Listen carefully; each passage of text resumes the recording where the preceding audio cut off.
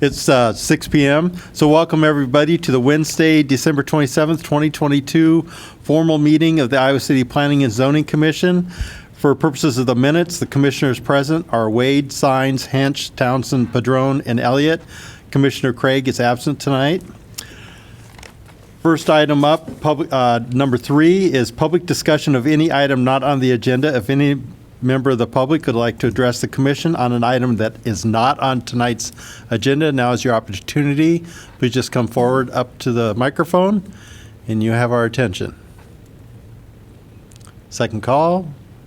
Seeing no one coming up, we'll go on to the next item. So now we're on comprehensive plan and zoning code amendments. Item number 4, case number CPA 22-0002. This is a public hearing on a proposed comprehensive plan amendment to update the Southwest District Plan, including background information in the future land use map for the Raritt Roads South sub-area.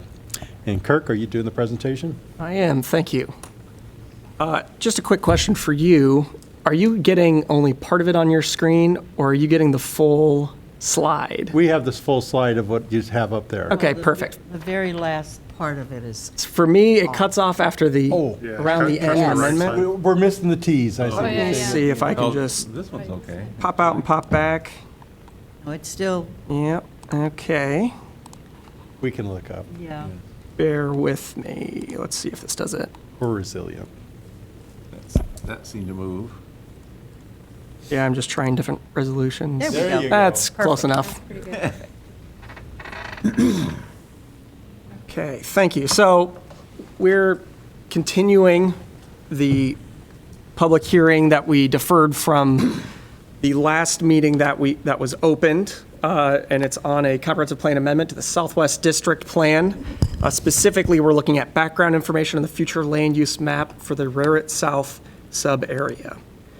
So just to give you some background on comprehensive planning and how it all fits together, as you know, we have our comprehensive plan, IC 2030, which provides a roadmap for the future of Iowa City. And as part of that, there are 10 planning districts that we look at for specific areas of the city. One of those is the Southwest District Plan, which was adopted in 2002, and that is what we're looking at tonight. So on the screen, you can see a map of the Southwest Planning District. It is bounded by Melrose on the north, Highway 1 on the south, the Iowa River on the east, and then the growth area on the west. The reason we're looking at this area and specifically is the plan is to extend sewer service under Highway 218 in 2023, so that is next year. And that would allow urban development in the Raritt South sub-area, which is highlighted in yellow on the map. So that is the area south of Raritt Road and west of 218 within the South District. So it's the southwest quadrant of the Southwest District. Now, this area is largely agricultural, largely because it hasn't had sewer service and so couldn't develop at an urban scale. But we're anticipating once sewer is under, then development will follow. So the proposed amendments are looking specifically at that and updating background information, primarily because the plan was adopted 20 years ago, so lots of things have changed. And then also reimagining the future land use of the sub-area, which includes looking at incorporating form-based land use categories, which I'll discuss a little later. In terms of this sub-area, not all of it is annexed in the city. Most of it is in unincorporated Johnson County. So you can see the city limits on this map as that dotted line. Annexation is a voluntary process, but we would expect in the future that it would annex. And in terms of the total area of the Raritt South sub-area, it's larger than 1,800 acres. So it's a pretty large area that we're looking at. So the process that we've done for this has been pretty lengthy compared to a lot of planning processes that we do. We initially started looking at this in winter of 2020. And that's when we started looking at the background information, starting to look at things that needed to be updated as part of that. And we also started our initial public outreach at that time. So what that involved was sending out a survey. We sent it to lots of property owners and folks that live within the area, as well as stakeholders. We had 168 participants, and the results from that are included in your packet. We also had a number of focus group meetings with landowners, with developers, with neighborhood groups in the area, with other groups that might have interests in this area in the future. just to get some baseline feedback on, what do you like about the area? What don't you like about the area? What do you see as opportunities, essentially? That concluded around April of 2021, and we actually had a pause that lasted until January of 2022, and that was primarily because at that time there was an annexation of approximately 200 acres that would be the area where sewer was brought under 218. That annexation was deferred indefinitely by City Council, and so the applicant withdrew their application at that time and went to the county. And so there was a time period there where we weren't quite sure what was going to happen with that land. And so we paused until we had a bit more guidance from council about, what might happen in that area and what might we want to see happening. But once that started to resolve around January of 2022, we did start to develop our concept for the South Rurit sub area. We did work somewhat with Opticos Design, who helped do the form-based code and the South District Plan update that we did, where we incorporated form-based land use districts. They helped us develop the framework, and then staff kind of fleshed it out in a bit more detail, including those final land use categories and those final thoroughfare types in the future land use map. Once we had a working map that we could move forward with, we had a series of additional meetings throughout the process, including lots of conversations with landowners. Then we went to the Party in the Park event, where we got some general feedback. That was at Hunter's Run Park in the Southwest District. And after that, we held a public open house on September 1st, where we had 117 participants come and share feedback. So a lot of that feedback is included in the packet, all the written documentation, as well as the kind of interactive map that people were able to put stickers on for things that they like and don't like. And based on that feedback, we revised the public draft and completed our revisions to the actual text of the plan, which we posted on October 19th. We revised it again in November 7th, and there have been some small revisions since then based on errors that have been noticed. But as we've done that, we've also received correspondence throughout this time period. So there's 13 messages that are included in your agenda packet. And we've also tried to make sure that folks were up to date. So we have a contact list that we've been sending out emails to, and we've been sending out public notices to property owners within the area. And that contact list is approximately 230 folks. So right now we are in the phase, the adoption process phase. We are still collecting public input. Of course, this is part of that. But we're kind of in that final stretch now where we've collected most of the public input. Staff has developed our recommendations, and it's before you today. So in terms of the feedback that we've heard throughout this process, there have been a number of recurring themes that have come up. One of the big ones is related to transportation issues. So in this sub area, Highway 218 is a giant barrier between the South Rurit sub area and the rest of the city. There are only two roads that go over it within the sub area, and that's Highway 1, and then you have Rurit Road. To the north, you also have Melrose.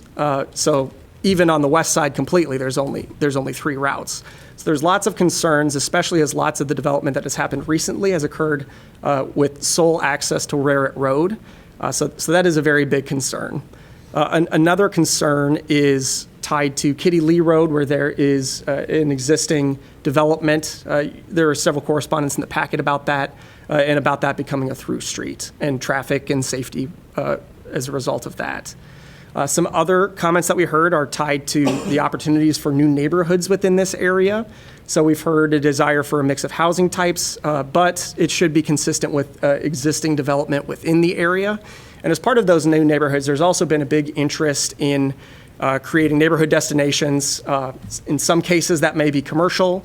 There's been a lot of emphasis on parks and open space and trails and preserving the beautiful rolling landscape that's out there.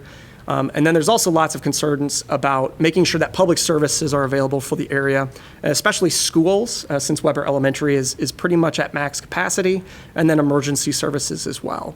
And then a final theme that came up a couple times, especially in the public open house, was concerns about involuntary annexation and about what that may look like and how development occurs in the city in the future. So in terms of the proposed amendment then, taking these things into account, what we look at again is background information and then revisiting that section on the Rurit South sub area specifically. And the changes to the background information, for the most part, are relatively minor. They're relatively factual. So they're things like in the introduction, since this plan was adopted in 2002, there's a new comprehensive plan update that was done in 2013. So making sure that that's referenced, including a description of this update within the introduction. And then there's a matter of updating maps throughout it, since the current land use map is 20 years old, since the sub-area maps are old, ensuring that they incorporate the fringe areas that are currently in effect as of 2022. There's also a matter of updating factual information, such as roads that have been completed, like Camp Cardinal Road and McAllister Boulevard, which have a significant impact on the area. You have things like Roosevelt School, which is closed. You have new developments that have occurred. And you have redevelopment with the riverfront crossings area as well. So there's a number of changes that have happened, just making sure that those are reflected in the planning document. And then finally, again, in the planning principles section, we did not change on the planning principles from the original plan. But we did add that reference to IC 2030 again, and we did remove a reference to the Carson Lake concept plan, which was in the old Raritt South sub-area plan portion, and is not in this one. So making sure that it is referring within it accordingly. There are some additional sub-areas in this planning district, and we did not touch those sections. So here's an example of what that looks like. You know, it's red line changes. A lot of them are paragraphs at the end of the section describing what's happened since 2002. In other cases, it's talking about new parks that have been made, new streets, et cetera. And here's an example of the future land use map. You can see that there used to be areas that were undeveloped that were east of 218. That's really not the case anymore. There's also some areas at the far west end, north of Raritt Road, that have been developed since that time. So just updating the maps to ensure that it is current and accurate. We also wanted to ensure that it includes the new fringe area agreement boundaries as well. So that was also an important component of updating the maps. As far as updating the Raritt South sub-area concept, this is where the most substantive changes have been made. In some cases, it's retained many aspects of the current plan. So things like retaining the concept of a stormwater lake and park in the northeast portion of the sub-area. It's still largely residential in nature with some neighborhood commercial uses, and it does retain the existing plan goals. However, there are quite a few changes to the area. First, it plans for the full sub-area rather than having a section that is designated as future urban development. In the past, we found that as folks come in and develop within those areas, the map is often not updated until it's happening ad hoc. So we wanted to make sure that there was a concrete plan for the whole area, and then as they come in, they can fit within that plan. We also wanted to, again, ensure that we meet the full growth area boundary that it was adopted in 2021. It does reconfigure the location of some neighborhood centers and add some additional ones to ensure that most folks are within walking distance of some sort of neighborhood center. And the biggest change is that it uses form-based land use categories, and as part of that also includes a thoroughfare map. So I'll talk a bit more about that on some subsequent slides, but that's probably the biggest change. Again, in terms of the area that we're looking at for this Raritt South sub-area concept, we're looking south of Raritt Road, west of 218, and north of Highway 1. And just to give you an idea of what the past plan looked like so that you can make comparisons easier, as you can see, this is the 2002 future land use map. The image on the left is the actual map. The image on the right is the Carson Lake concept plan. That's a bit more detailed. They are illustrative because they are future land use maps. You know, they're not a zoning code, but it's one way that it might develop. But you can see the stormwater lake and a park kind of in the center of this area. You can see that it doesn't include the full 1,800 acres that is included in the new future land use map. You can tell that it's largely residential, still contains a mix of housing types. It still includes a neighborhood center in the northeast corner, for example. So a lot of those things are maintained, but there are some substantive differences. So in terms of the planning framework then, the concepts that were used to develop this new future land use map and concept are really tied around a couple themes, so I'll kind of delve into those a little bit. As far as residential uses, it's ensuring that there's compact, orderly development. That is making sure that development doesn't leapfrog to areas far outside of city boundaries, ensuring that it's compact so that it preserves agricultural land until such a time as it needs to be developed. Another goal is requiring a mix of housing types, which includes single-family, duplex, townhomes, multifamily, all of the different housing types, and then also using form-based land use categories to ensure that there's appropriate transitions between existing areas and new areas, and ensuring that there's an appropriate design and scale for new buildings within that, as well as high-quality design. In terms of non-residential uses, again, as I've mentioned, including neighborhood centers throughout that can help meet the needs of folks that live within the area, and then also planning for high levels of public services, including schools and emergency services. In terms of transportation, wanting to ensure a interconnected street network with aligned streets that help ensure safety, and then also ensuring that there's a range of transportation options that are available. You'll see that with pedestrian linkages that are provided throughout, which I'll discuss a little later.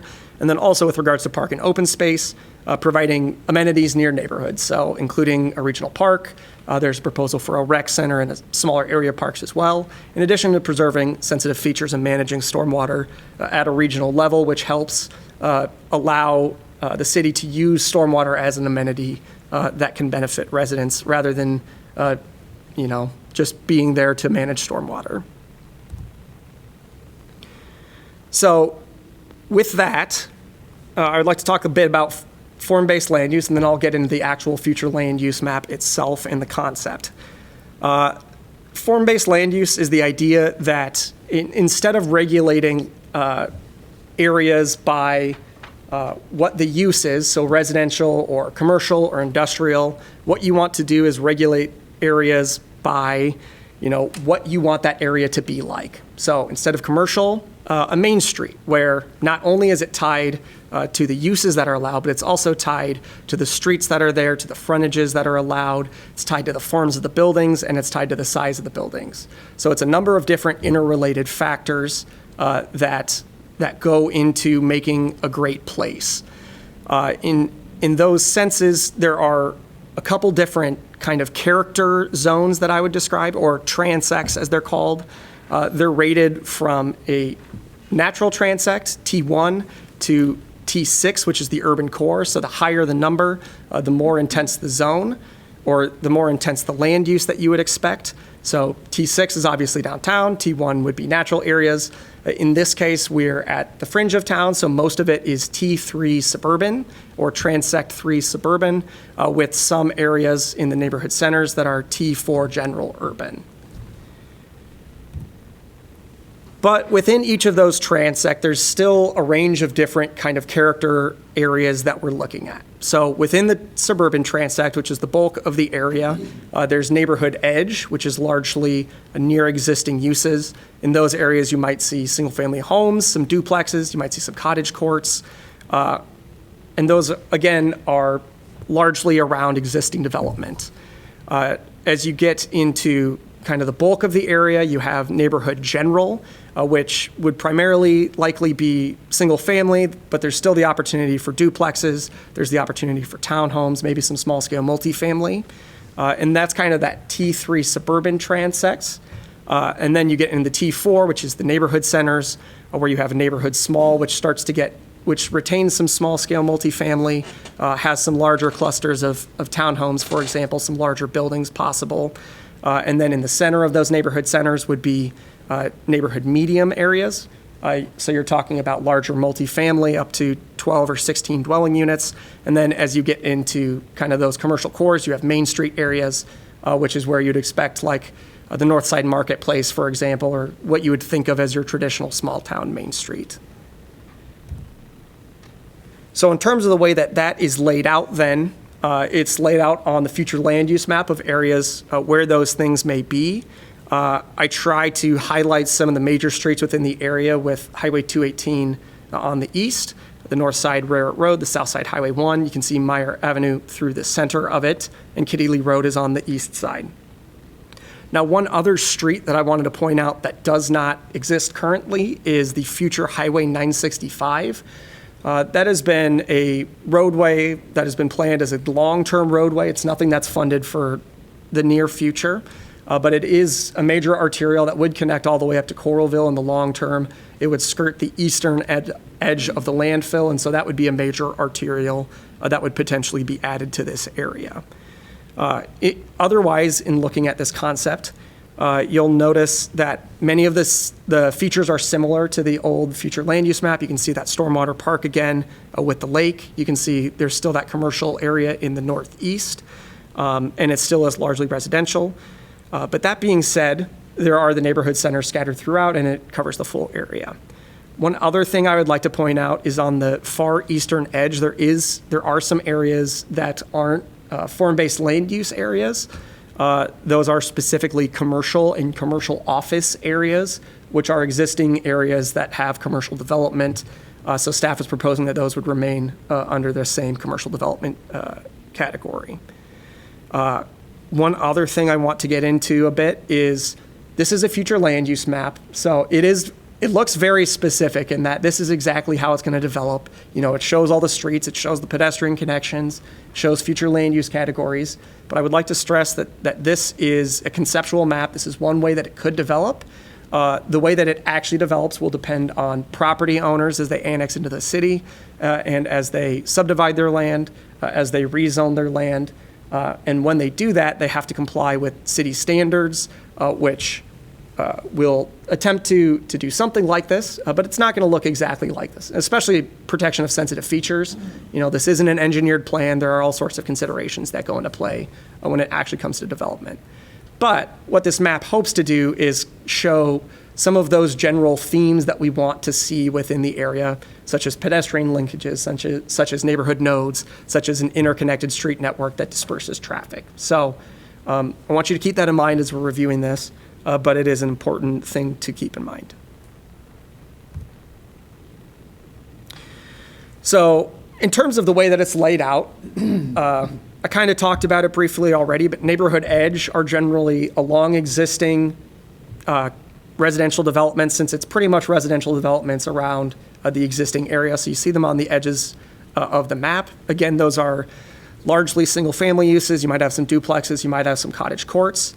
But they're on the edge of the map or where there's existing single-family homes already. And it's similar somewhat to an RS5 zone. It's a little different, but similar uses to those. Now, as we get into the bulk of it, we're talking about that T3 neighborhood general land use category. That still is predominantly single-family, we would expect, but it would also include some duplexes. It could include some cottage courts, include some townhomes, and then some small-scale multifamily as well. So it's a relatively versatile zone. It would depend on the property owner as to what they'd be interested in. But that's really the bulk of this area. And then as we get into the neighborhood centers, you start to get into the T4 areas. So neighborhood small is largely used as a transition from those T3 areas to the neighborhood centers. You'll also notice some neighborhood small areas where there's, for example, streets that only have development on one side. The idea being that it can be really difficult to actually make it cost effective to build lower density homes along those areas. You'll see that primarily along the park to the east, where there are some streets where we want that park to be widely accessible, widely visible, and a well-used resource. In the center of these neighborhood centers, you start to get into the neighborhood medium. That's where you start to have larger scale multifamily up to 12 or 16 dwelling units. And then there are also the Main Street areas. There are only 2 Main Street areas proposed for this, and that is in the northeast and then kind of in the southwest. But that being said, there are a number of other areas that are designated as open areas that would allow commercial uses. So I include this map to kind of illustrate the difference between places where commercial is required and places where commercial uses or other non-residential uses might be more widely allowed. I also wanted to include walk sheds in this. So the red areas are the areas where commercial is required, or some commercial is required. Again, that's in the northeast. Part of the reason for that one is because you are right next to Highway 218, and we have requirements about no residential uses within a certain distance. So we want to be sure that that isn't an appropriate place for residential, but it could be appropriate for some small-scale commercial uses that you might see. We also show some open space in those areas. The other area is the existing commercial district in the southeast, and then you also have an area in the southwest as well.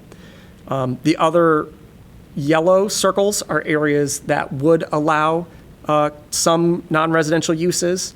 It may or may not be commercial. It could have residential uses as well, and likely will have residential uses. Those are scattered throughout. But one of the goals that we had was to ensure that most people are within walking distance of one of these neighborhood centers.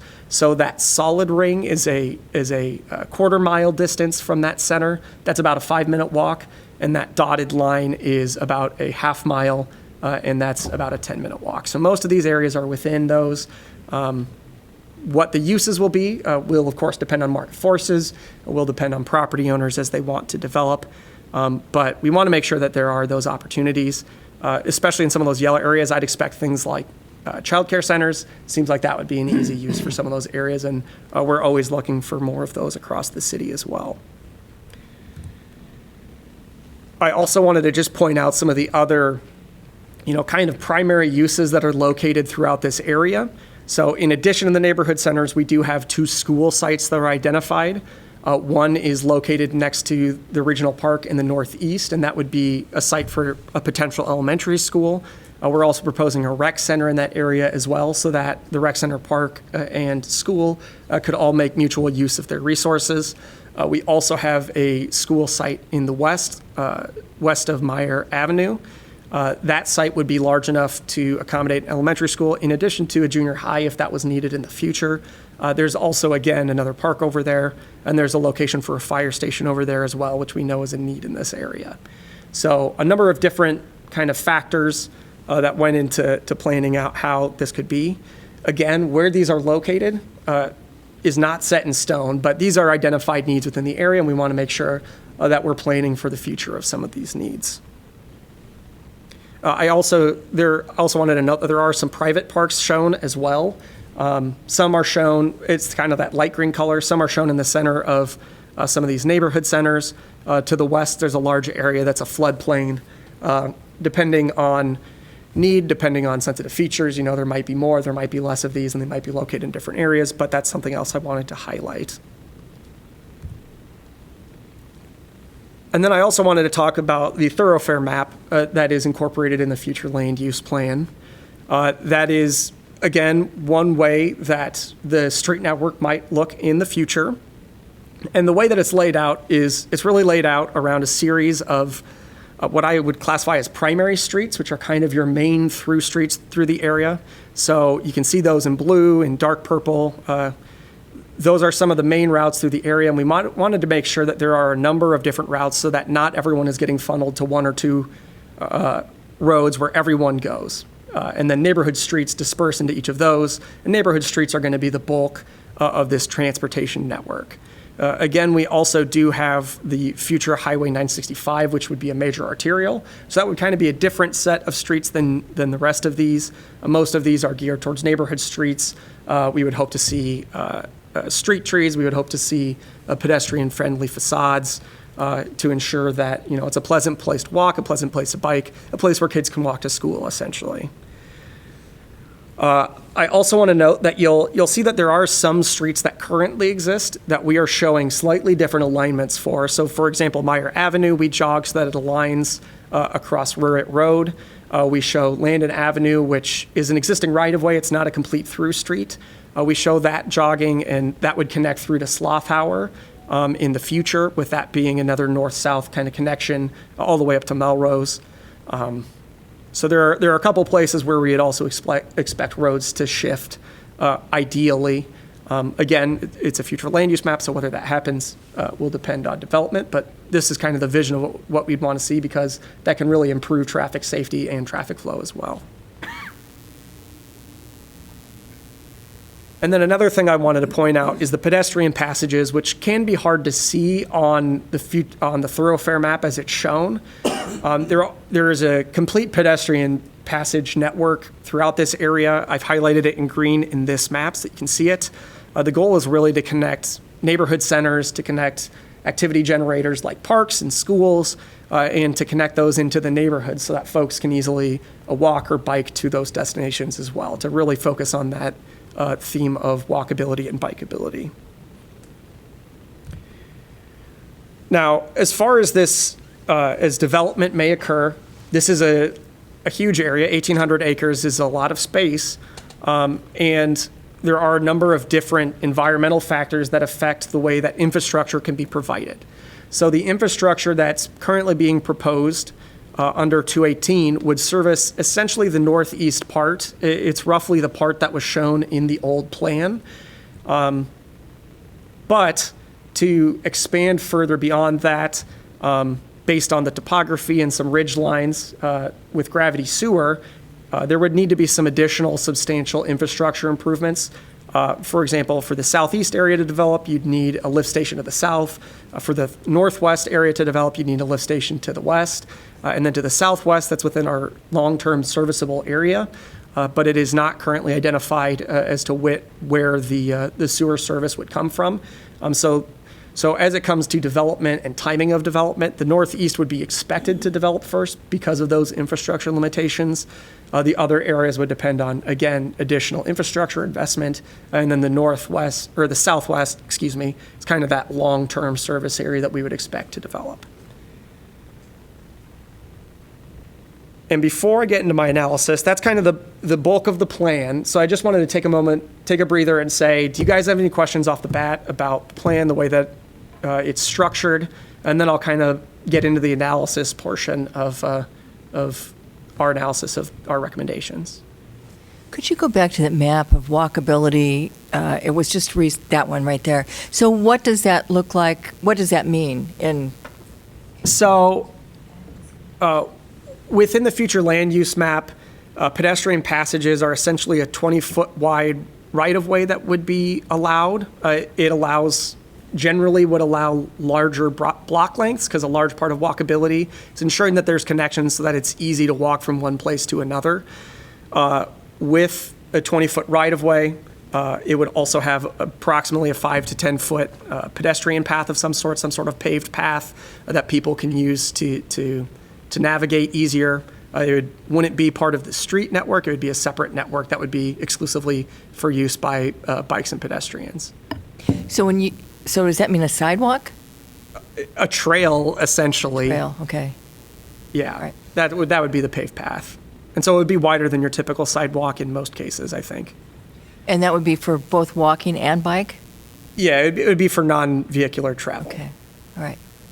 So this is not, because I had the same question, so this is not like along the street right next to a street, it's just its own path. Yeah, most of them are through the center of blocks. And again, because a lot of this is modeled after the way that the form-based zoning code is organized. So looking at providing or allowing larger blocks in cases where there's a pedestrian linkage through the middle. So a lot of these are through the middle of blocks, not with the streets. Yeah. My other question is, when you were talking about the transfers, and this was just recent too, the lift stations. Oh, yeah. So you said that, is that the Northeast will develop first? That's what we'd expect. So where sewer is coming under 218 would be roughly in the center of that park, because that's where the water all sheds to. And the way that sewer relies on gravity for its most cost-effective service. So as far as gravity could service that area and go under the 218, that's the area that would be served by that sewer that's coming under. To the west, that would actually require that whole, or at least enough of it, develop to the east, where the lift station would be brought from the edge of that development over to this area as well. So the western portion does depend somewhat on development to the east. The southern portion depends on a lift station to the south. And it's all based on watersheds and, again, the way that it flows. That being said, these aren't hard lines. These are the rough kind of flexible boundaries from our sewer district plan. If a developer can show that, yes, I can use gravity sewer to service my development, and this is how it would work, and they show us the engineering, then in some cases, we might say, okay, sounds good. You know, the line gets shifted a little bit, and it's on that line. So that's where we've seen recently some complications with showing a future urban development designation, because it requires those ad hoc changes when they can show that they have a serviceable area with the infrastructure that's provided. So So the streets aren't put in until the development happens? correct. Okay. And they won't, and the development process includes subdivisions and rezonings. So it's really at that time where you get into the nitty gritty, you know, what exactly are the street networks? What are these street connections? How are sensitive areas preserved? Or even, what is the traffic like on this street, and how do we need to engineer it so that it can support the traffic load? That's really where those things tend to come in more. This is really a vision for the area and an illustration of the principles that we would like to see embodied in this area. It's a conceptual plan. Exactly. Can I add something? Yeah.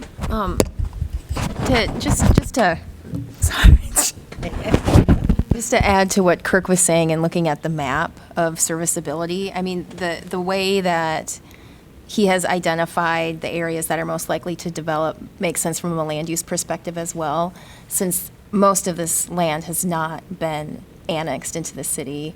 And so we are going to be looking at annexing land that is adjacent to city, that's sewerable, we can provide utilities and public services to, and that is going to be that northeast section. Okay. I have a question. So the last time that we talked about big development like this, all the neighbors were concerned about the response time of police and ambulances to reach, because it's going to be much more people, so it might take longer for the police to respond or things like that. And I saw a fire station there, but I didn't see a police station. And I want to know if you have any information about that, or how will this affect the times, the responses? Sure. So the fire station question really depends upon the amount of development and their response times. Those are the things that they track. We show the fire station relatively far west in this development because they indicated an interest that they would like to be able to access Raritt Road and access the highway rather than be located either on Raritt or the highway. In terms of where that's located, again, this is a conceptual plan. So when fire identifies that there's a need for that fire station, that's really when that would come in. With regards to police, a lot of that's done by patrols, not necessarily tied to a central location. So a lot of it would depend on changing patrol patterns, I would imagine. That's what I can say with regards to those emergency services. I guess the other thing I would add is connectivity is really important for basically any future development in this area. There's a lot of traffic on Raritt Road, so ensuring that there are connections to the south and to the north is important to future development in this area, and would also help provide response times, and it would prevent bottlenecks that might otherwise arise. So that's something that's also really important to response times.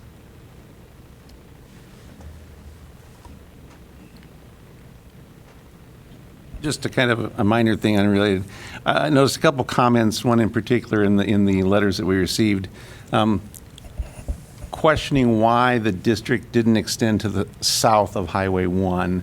And I remember a long time ago when we added down to Highway 1, and I can't remember the logic at that time of where exactly it stopped and started. But any comments or thoughts on that? Yeah, the real reason, it's a somewhat arbitrary reason, is that it's in a different planning district, and so this plan doesn't address that area.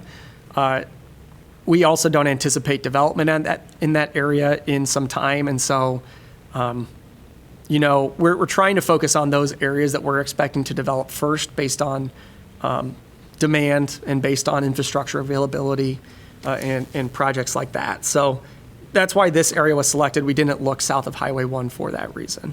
Okay, thanks. I don't know if this is relevant because I don't know if I understand the concept plan.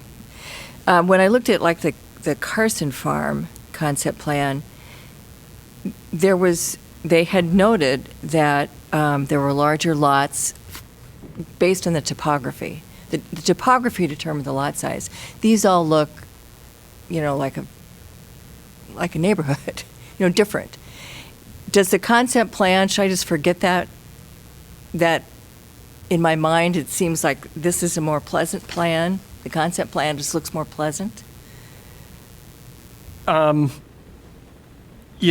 a planning and zoning commissioner, as to what you think is more pleasant, I suppose you can help have that guide your decision making. I guess what I would say is, in terms of what's shown here, we use gridded blocks. I guess what I would say is I do not anticipate gridded blocks. I anticipate it to follow the topography. I anticipate it to be Okay. a lot more curvilinear. That being said, it really depends on final development as it comes in. Again, this is kind of an illustrative example where the thing that, the reason we went with blocks like this is primarily to show, we want to make sure that there's connectivity throughout the area. We want to show that there's, you're not having bottlenecks to neighborhoods, that it's easy to navigate, that it's relatively simple to find your way around. So that's what I would say as an illustrative plan. When you start getting subdivisions, it could look like this. It could look more like the other one, as long as it complied with the standards. So, Okay, I think I'm getting it. Okay. Thank you. Can you share just a little bit from the conceptual standpoint that we're talking about today to the point of actually developer approaching and the development?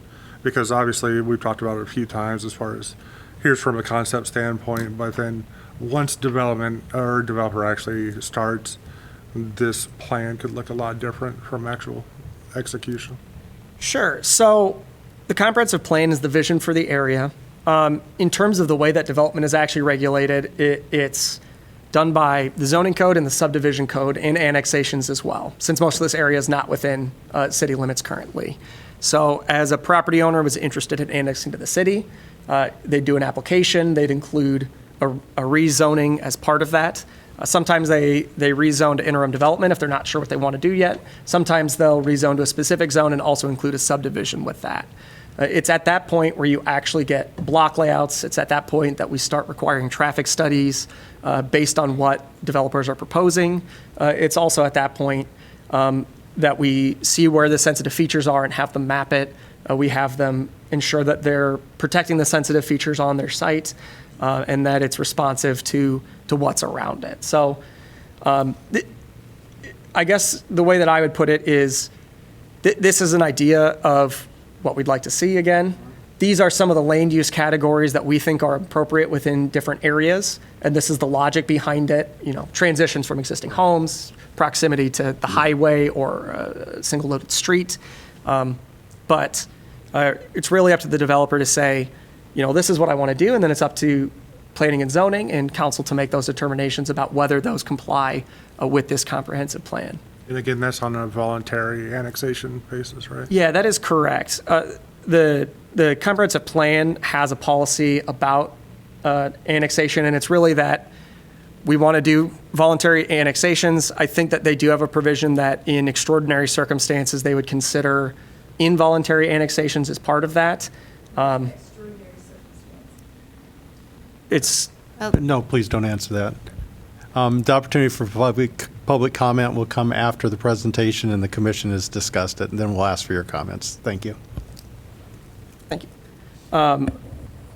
But annexation, historically, I've never seen an involuntary annexation. I don't know the last time that we've had one. So historical precedent and policy is that we annex folks voluntarily. So before any of this gets developed, it would come back to the P&Z Commission 3 times, or at least there would be 3 applications that would be in front of the commission. So annexation, rezoning, and a subdivision. Thank you.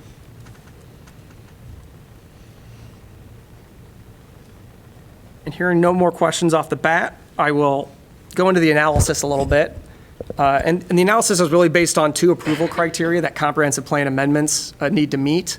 One is that circumstances have changed and/or additional information or factors have come to light such that the proposed amendment is in the public interest. And the second is that it is compatible with other policies or provisions of the comp plan, including any district plans. So with regards to the first one, the original plan was adopted 20 years ago. Obviously, many things have changed in the city, both in terms of demographics, development, and regulation and policy as well. So in terms of demographics and development, since the time the plan was adopted, the city's added approximately 12,600 new residents. Almost 3,000 of those are west of Mormon Trek. And the city does anticipate an additional 19,000 residents by 2040 based on our metropolitan planning organization projections. Some other changes in terms of development are that most land east of 218 is now fully developed, and some areas are also redeveloping, especially in the Riverfront Crossings District. You have major infrastructure projects that are completed that improve traffic capacity, such as Camp Cardinal Boulevard and McAllister Boulevard. You also have situations like Roosevelt Elementary School, which is now closed and was a major part of the Roosevelt sub-area plan, which is a different sub-area, so it's not touched by this, but that's a major change in this sub-area. And then also, annexations are decreasing, which is largely because in the past, like the 1990s, we annexed roughly 1,500 acres of land into the city of Iowa City. Most recently, in the 2010s, we annexed 486. In those circumstances, a lot of the cases, those areas are not developing or have been developed. So there is a need to start planning for future growth and to start planning for the expansion of Iowa City in the future. Especially as you see the proportion of residential annexations decreasing over time as well. And in fact, a lot of our residential development has occurred through redevelopment within our downtown core. So that's been a really important component of it. It helps ensure compact development in a livable city. But we also want to make sure that we are planning for different areas of the city as infrastructure investments are being made. In terms of regulation and policy, the most substantial is that the zoning code and subdivision codes were updated in 2005 and 2008. But we've also adopted form-based zoning districts for greenfield sites in 2021. And part of what we're looking at today is expanding where those apply or should apply for future development within the city. The city has also seen an updated comprehensive plan in 2013 and an updated fringe area agreement as part of that in 2021. And we've also had an increased focus on climate action with the adoption of our climate action and adaptation plan in 2018 and an increased focus on social justice and racial equity with Resolution 2159 in 2020 as well. And I'll talk a bit more about those in a bit. But I did just want to show an aerial of the area and talk a bit about how development is occurring within the Southwest District. So this is a map from 2003, I believe, so right after the plan was adopted. At this time, Iowa City had 62,000 residents. And since that time, there have been numerous new residential developments that are highlighted in yellow. There are commercial developments that are highlighted in red. Not all of these are within this sub-area, but I wanted to highlight some areas that were close as well. And we're now at almost 75,000 residents. Again, Iowa City expects to continue growing, and with population demand, there is a need to find housing for those folks and ensure that we can house the population of people within Iowa City. So to turn back to the climate action, social justice, racial equity focus that City Council has increasingly focused on. In terms of climate action, our goals are we want to reduce carbon emissions by 45% by 2030, and we want to reach a net zero emissions by 2050. So those are important goals of the city. And one of the problems with our current future land use designations are that they tend to lean towards the conventional zoning categories that would be built in the area, which does have some issues as it relates to climate action.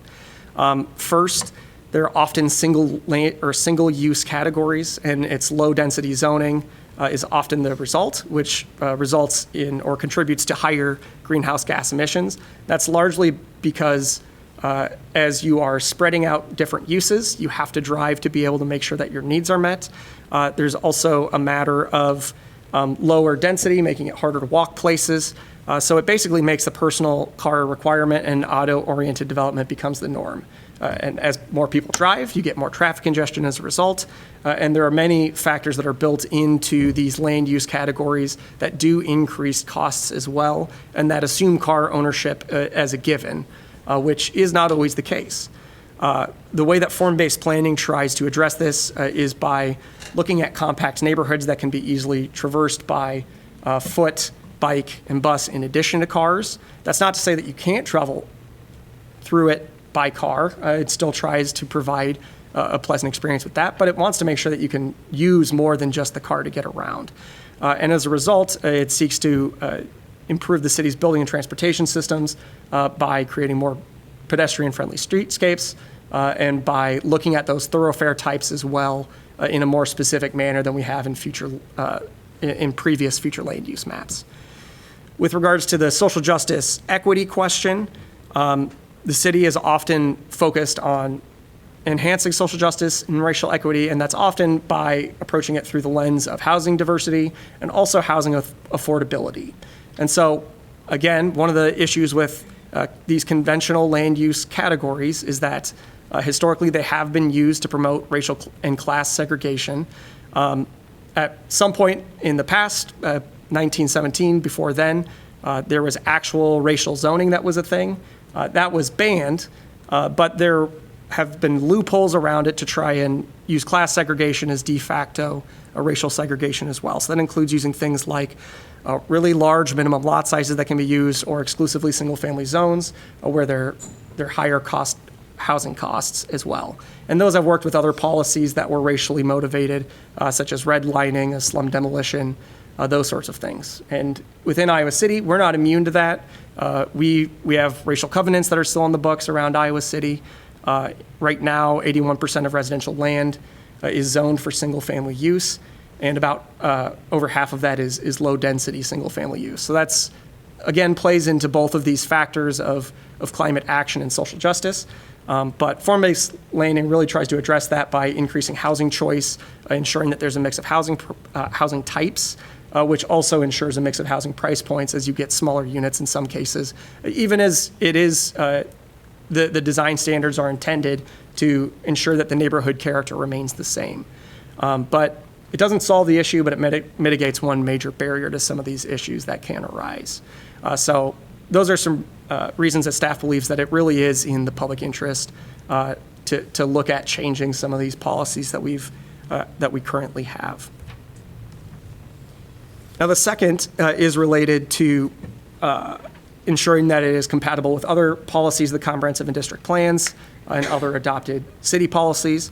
And so generally the proposed changes do align with existing goals and objectives. Again, we did not change the goals or objectives as we updated this plan. We left those the same and continued to use them. In addition, it aligns with other policies such as the Council Strategic Plan, Climate Action Adaptation Plan that I've mentioned, and the Black Lives Matter and Systemic Racism Resolution. All of those things work together to try and make Iowa City a better place. In terms of land use categories that are shown on the map, the comprehensive plan for this area currently shows it as primarily residential at a density of 2 to 8 dwelling units per acre. It does include some rural residential and some public, semi-public space and some open space, in addition to a small neighborhood commercial and mixed-use area. And the Southwest District Plan largely also follows that pattern. It includes a mix of housing types such as large lot rural residential, single-family duplex residential, narrow lot townhouse residential, mixed use and neighborhood commercial, and open space and public services and institutional uses. So a lot of similar uses. In terms of the uses that are allowed within the proposed future land use map, it maintains a lot of those similar uses.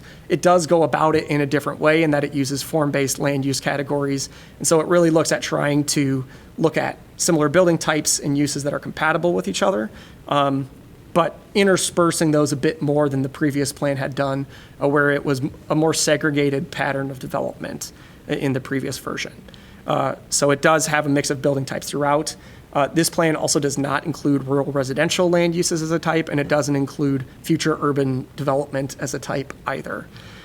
It does continue to plan around neighborhood centers, but it includes more of those since it covers the full planning area. And then it also takes a closer look at streets than our previous map did, with a goal of trying to look at all elements of the public realm that might make it a better place to live. In terms of those policies, as I had mentioned, we kept the same policies, so I just wanted to highlight a couple that are in the existing plan already that do support a lot of these goals. Within the comprehensive plan, there's goals to ensure a mix of housing types within each neighborhood, to encourage pedestrian-oriented development, and to plan for commercial development in defined neighborhood nodes. There's also goals to preserve valuable farmland, open space, and environmentally sensitive areas, and ensure that there are future parks with visibility and access. And then also ensuring that those parks are open to the public with single-loaded streets, for example, where you can see the park as you drive along, and it's really a part of a primary feature of that area. Within the Southwest District Plan, the Rurit South sub-area goals, again, those support these same goals. You have goals for housing diversity, preserving natural features, streets that enhance neighborhood quality, and commercial development that serves local residents.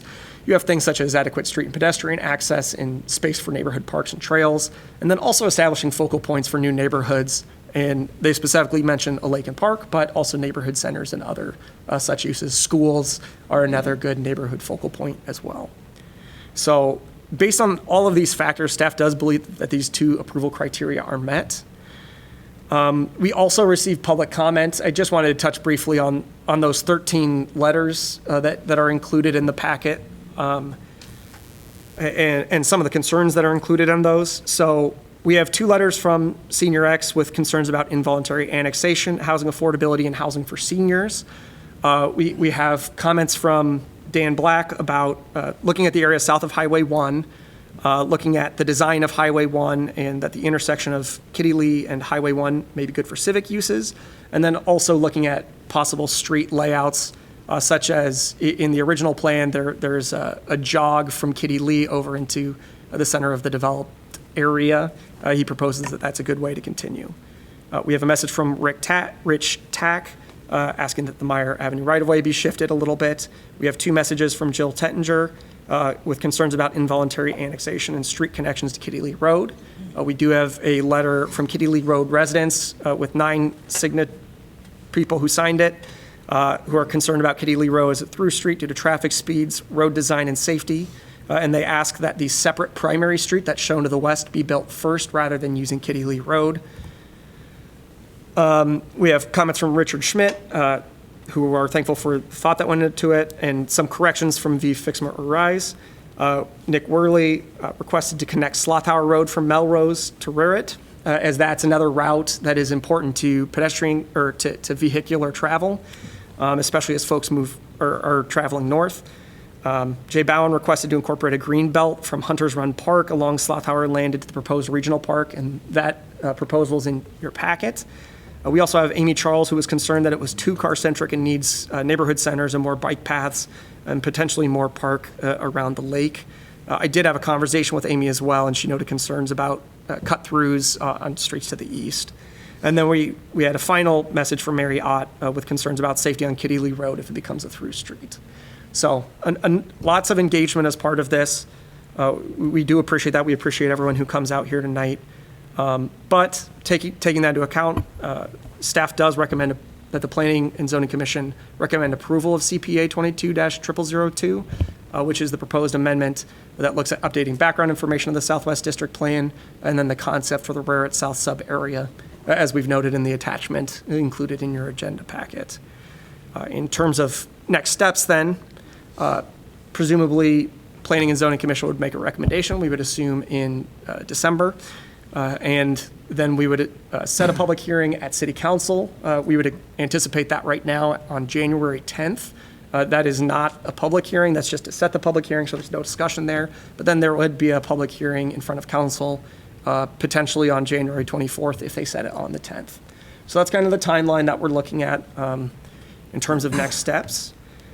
But with that, I'm happy to answer any additional questions that you have as commissioners. Okay, so now we're at the portion of the meeting where commissioners have the opportunity to ask staff questions that were they developed through reading the material or listening to the presentation.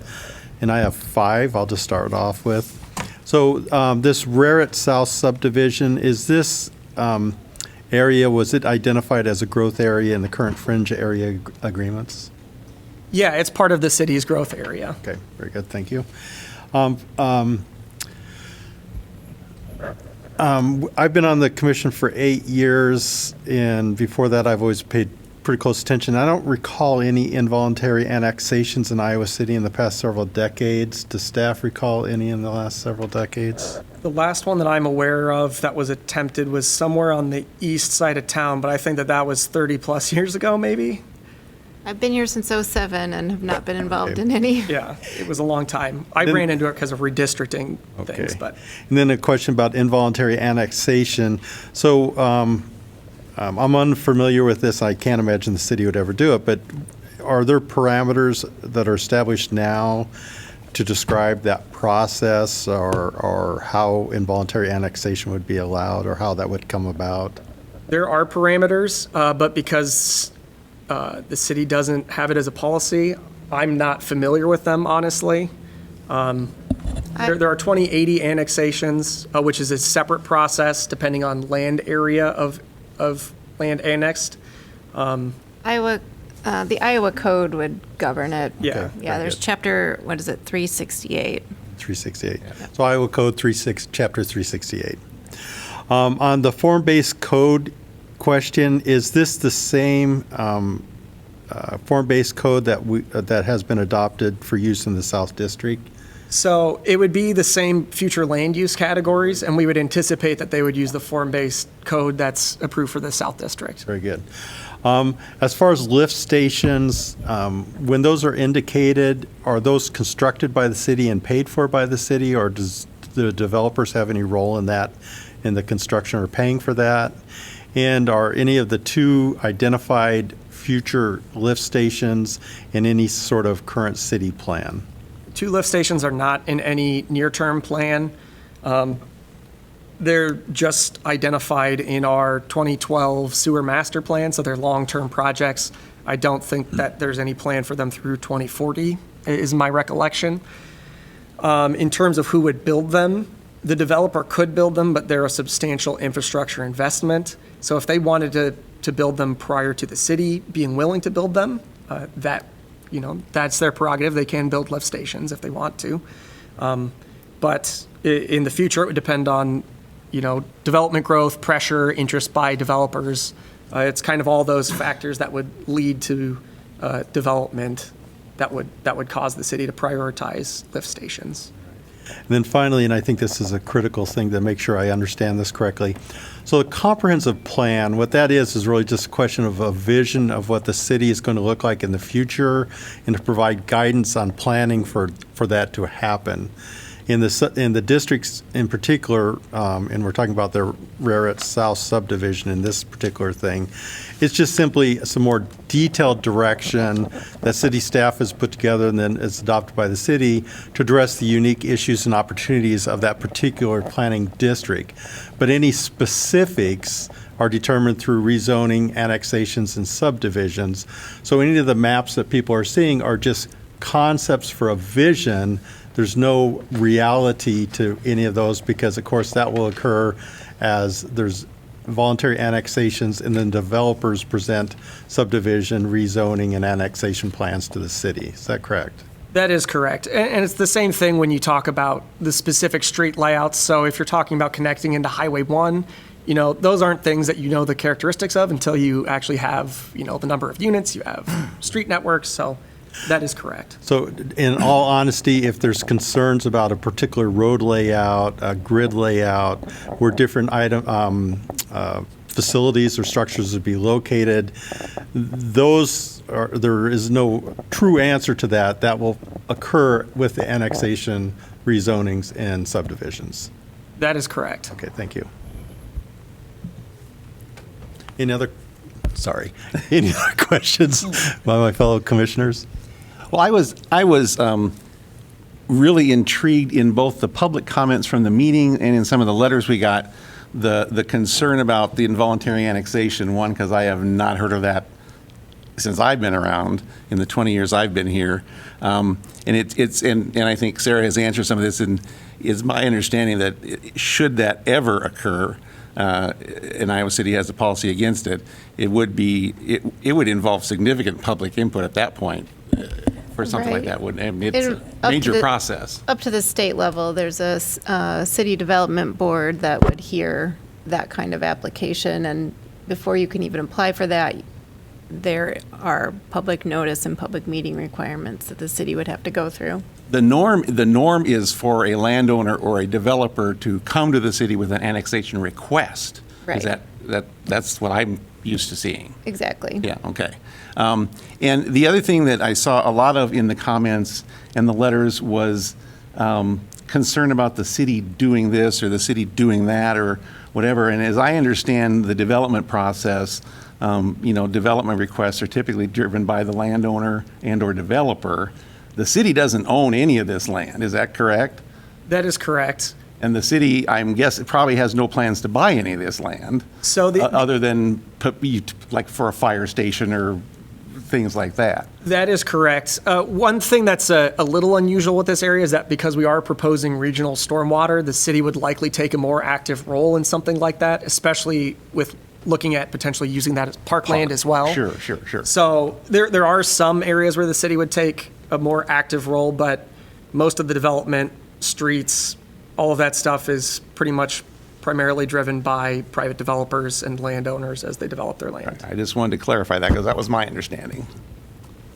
Further questions by members of the commission? Yeah, regarding that, about the city owning the land, but there are here public parks and open spaces. So the city would own those, right? Yes. Okay, because it seems like there isn't enough green spaces for my liking. But I remember for the South District, you said that when a developer comes and they develop their land, they might choose to put green spaces on their development, right? Yeah, so the city has a policy with minimum open space requirements where, as developers come in, there's a formula by which we ensure that there's open space provided based approximately on the number of folks that would live within that area based on our goals, which are 3 acres per 1,000 residents approximately. So those all happen at the time of subdivision. In some cases, they'll pay a fee in lieu if it's expanding another park. In some cases, they'll provide it on site. But again, that's negotiated a little closer to it.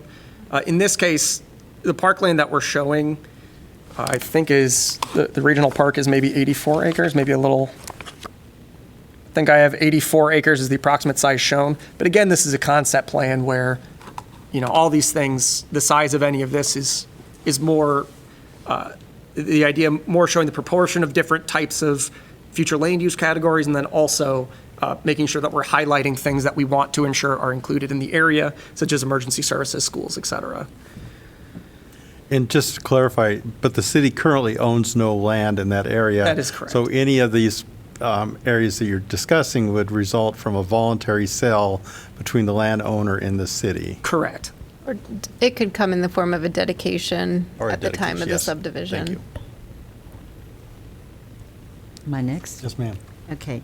You spoke to the Resolution 2159, to enhancing social justice and racial equity in the community, and that this form-based land use helps address these wrongdoings.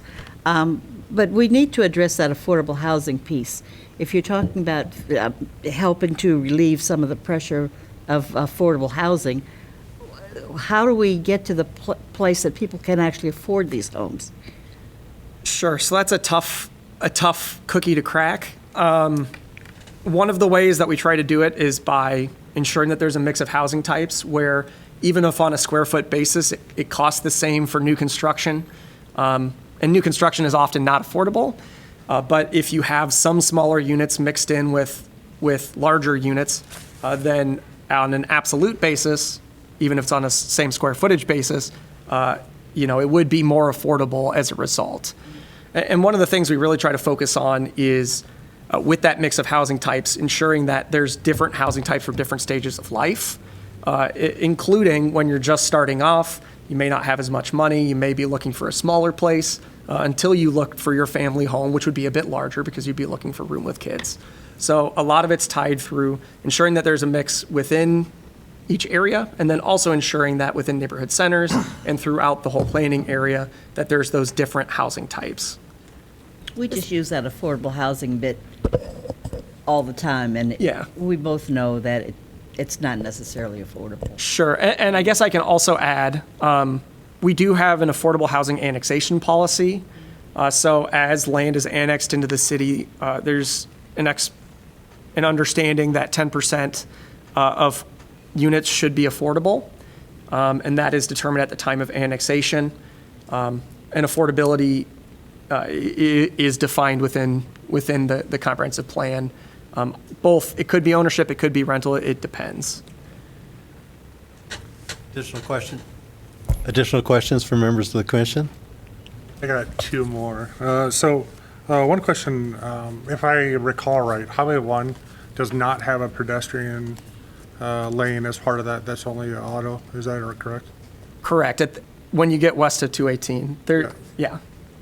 So what would that, let's say that this area does develop at some point in the future, then what does that connection, or does that take into consideration in the comprehensive plan as far as bridging that gap or that connection? Yeah, so a lot of the times where we see trail connections occur is at the time of rezoning, especially if there's a need for a pedestrian connection of some sort and there isn't one. That's often a condition of rezoning land. Sometimes, typically this is more an infill situation, but sometimes there's an area where it's already developed and there isn't a trail, and that's a case where the city will sometimes come in and added those. However, because this is a developing area, we would probably expect that to occur as part of the rezoning process, and as development occurs, then they would expand the trail network as part of that. And in your slide regarding annexations, and it showed a pretty drastic decline in annexations. Yeah. If I recall right, it looked like about a third of that was civic for annexations. Can you provide some context? Sure. So the city annexed a fair amount of land for use for stormwater purposes in the South District as part of regional stormwater management and the sewer plant. So I believe that's probably where most of that civic land comes in. Other than that, I can't speak as directly to where that annexation came from. I think that's probably true. I believe it was most of the stuff in the South District. I can't. Makes sense. Yeah, the Sycamore Greenway. It just seemed to represent a large portion Yeah. of a smaller portion of. That's growth. not common. Any additional questions from commissioners for staff? Seeing none, we'll go ahead and open the public hearing. Now is the opportunity for members of the public to address the commission on this particular comprehensive plan item. I would ask every person to be mindful that we'll limit comments to 5 minutes per speaker. I will time you, and at 5 minutes, I'll give a gentle reminder to wrap up your comments. Once everybody has spoken once, if somebody would like to make a second comment, then they can speak for 2 minutes, but they have to wait till everybody else has spoken first. And during this, you're addressing the commission, not the staff and not the audience. And we're just here to listen to what you have to say. And I do thank you for showing up and sitting through this. I know it can make for a long evening because everybody's worked all day. So I appreciate that you're here. So the public hearing is open. So if you'd like to speak, just come forward, sign in, please state your name and tell us where you live. And then after you've stated your name, then I'll start the timer for 5 minutes. So whoever wants to go first.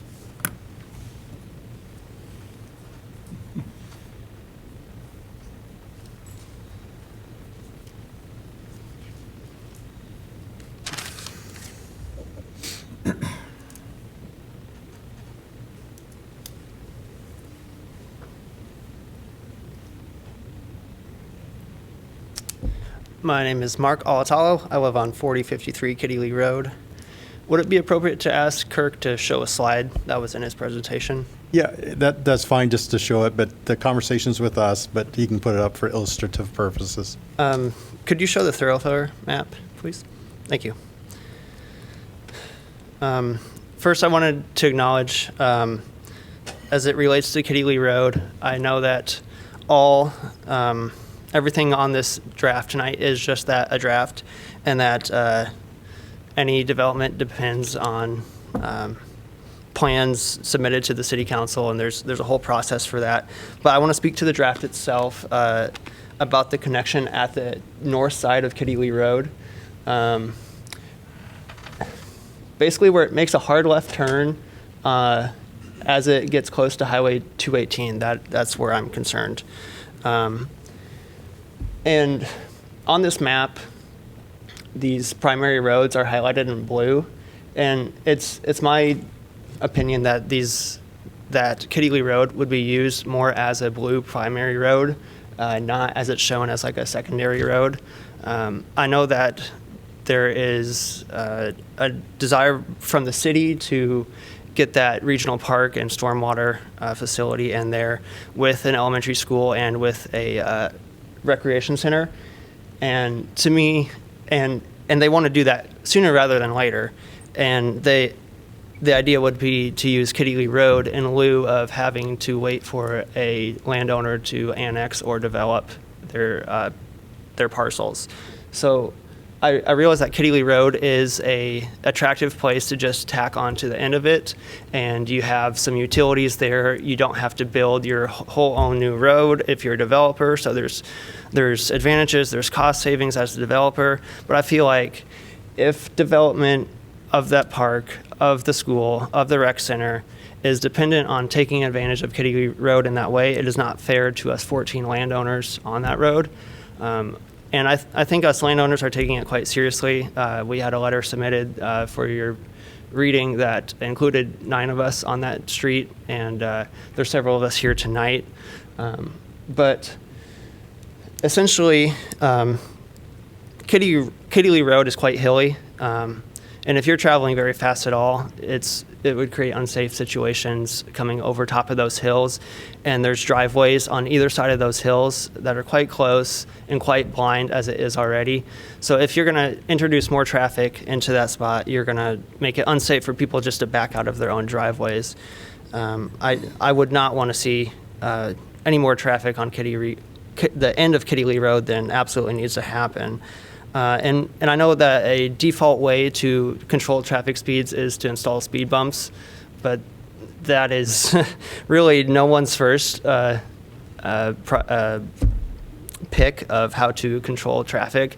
I would say that speed bumps are a Band-Aid way to solve the larger problem of people being able to travel where they want at the speeds they want.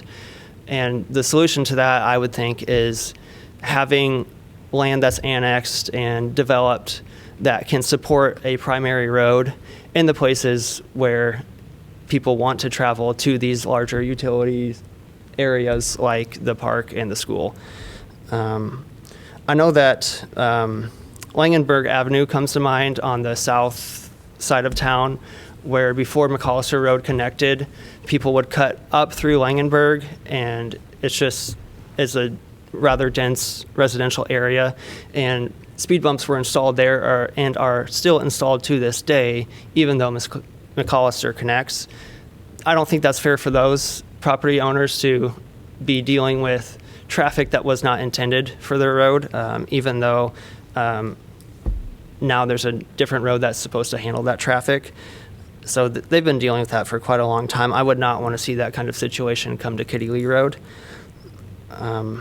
Also on this map, the proposed primary street that is the first one as you're leaving town, I would say that is a less direct path, or arguably the same amount of directness as it would be to cut across Kitty Lee Road and get back to all those areas, or cut up to Raritt Road.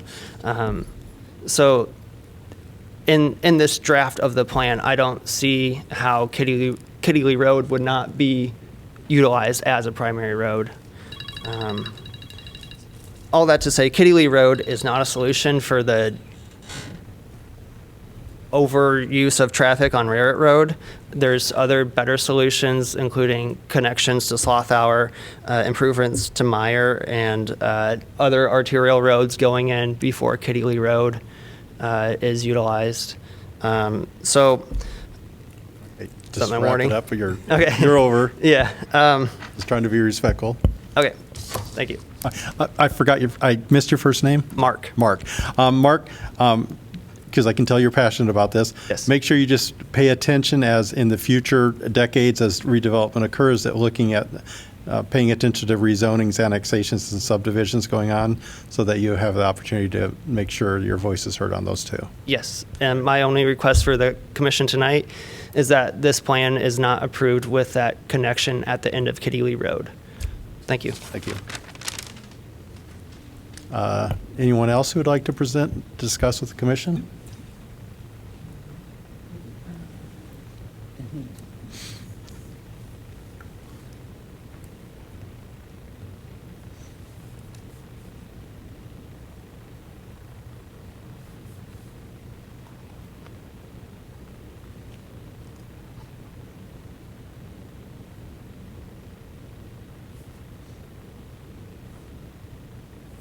My name is Barb Holm.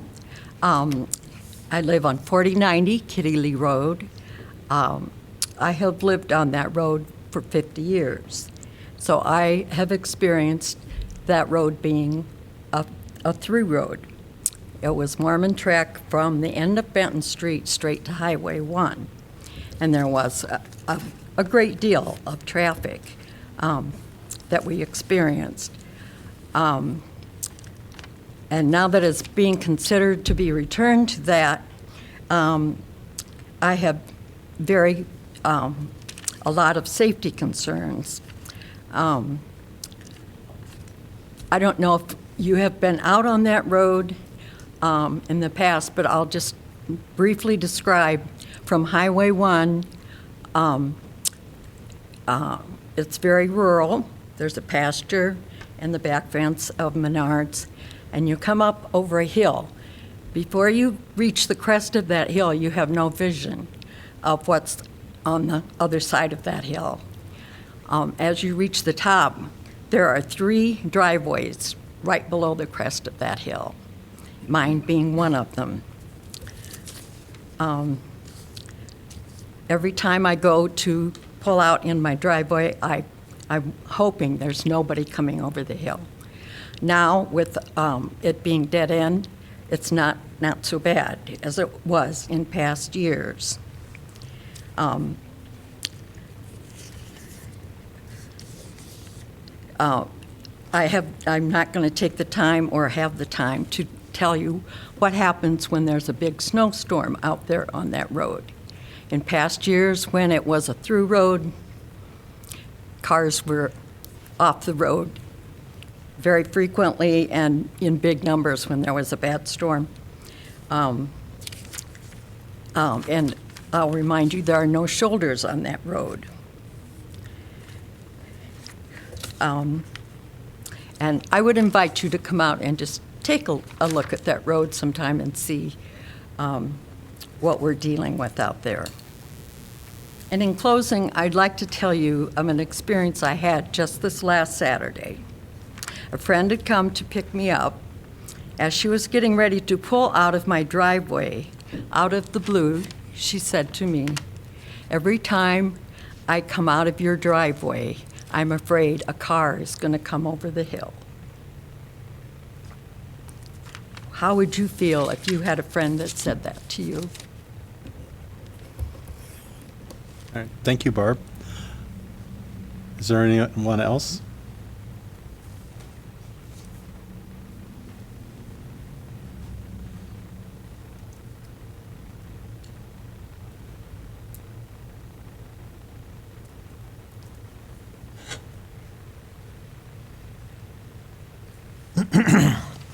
My name is Dan Black. Appreciate the opportunity to make a couple comments. I'll echo maybe what's already been said before me here, and then some of the concerns that were in your packets, I believe. And my three greatest concerns really are the roads, the Highway 1, Raritt Road, and Kitty Lee. And I understand that it's preliminary, but from a design concept right now, we're showing a lot of access onto Highway 1.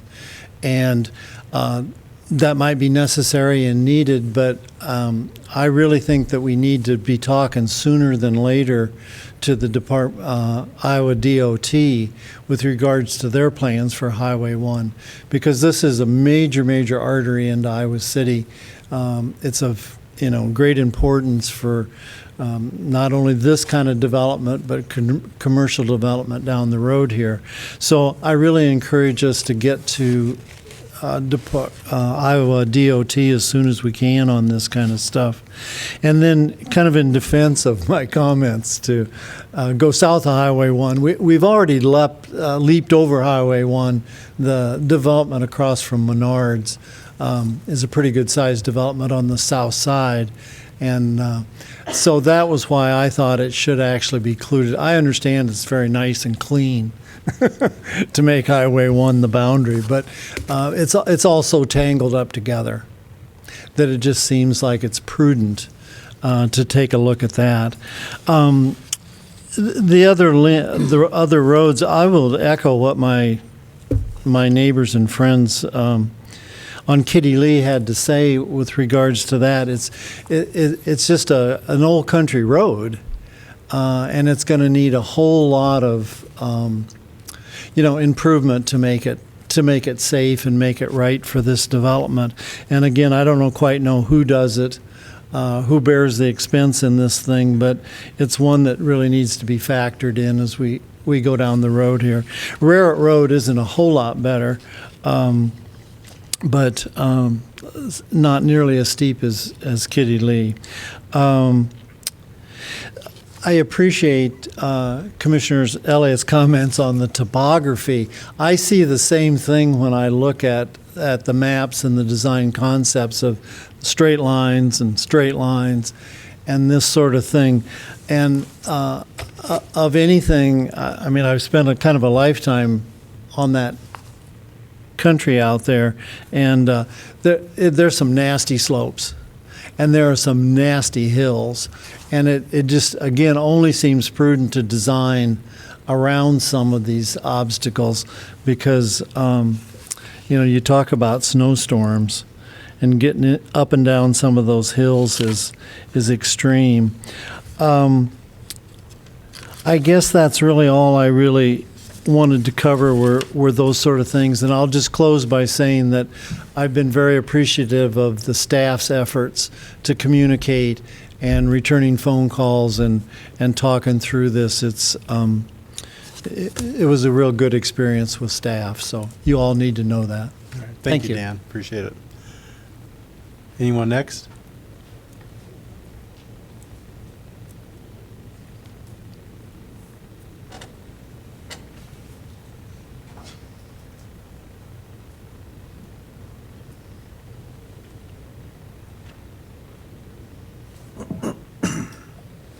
My name is Maria Story. I live at 1223 Duck Creek Drive, so just north of Raritt Road on the first road past Highway 218. I was initially pretty opposed to some of the development ideas going on when I first got that letter, as Kirk mentioned back in probably January of 2020. But I attended the open house in early September, and I was really impressed with all the thought that had gone into the planning of this property, and including thinking about things like terrain and the neighborhood centers, and I think that's been successful in other parts of Iowa City. My big concern with the plan at the moment, though, is just that commercial area that's proposed right on the northeast corner of the Highway 218 and Raritt Road, as you can see up there in the purple. Has been mentioned several times already tonight. There's a lot of traffic on Raritt Road already. I understand there's plans to help alleviate some of that traffic, but we're talking about developing a whole nother section of the city. And so, in general, I'm supportive of the plan, actually, and I think that it's a good plan. But I just would like extreme caution to be taken with specifically that area and commercial area because of the amount of traffic that's already there. Thank you. Thank you. Whoever would like to address the commission next?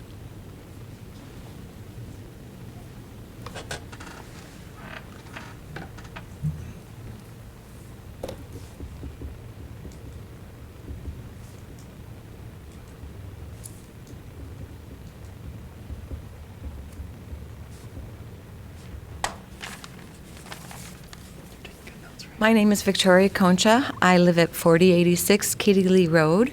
I want to echo all the concerns for safety on Kitty Lee Road. I live on one of those through driveways right next door to Barb home. None of us back down our driveways. When my sons, who are now young adults, are over and they back down the driveway, I'm terrified.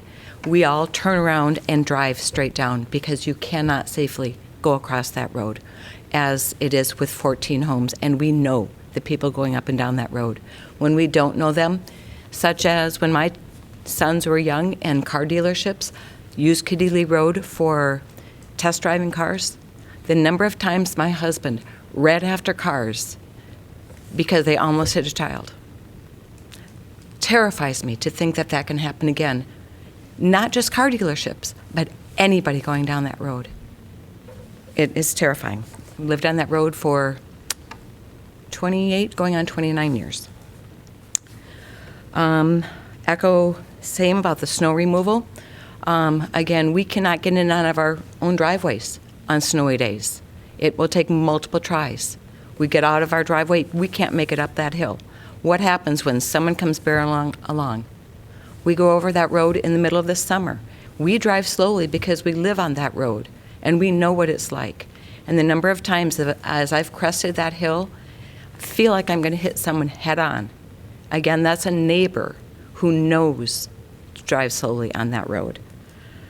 I want to echo, too, about no sidewalks, no curbs, no shoulders, nothing. A car goes off the road, it goes into our front yard, it goes into a ditch, then you have to get it out of there, which backlog again if you have a lot of traffic going up and down the road.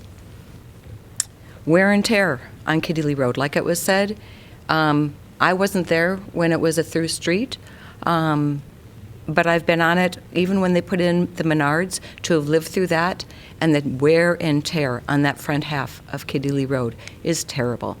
I can't imagine the construction vehicles going up and down Kitty Lee Road to try and do development for that number of housing that's going there.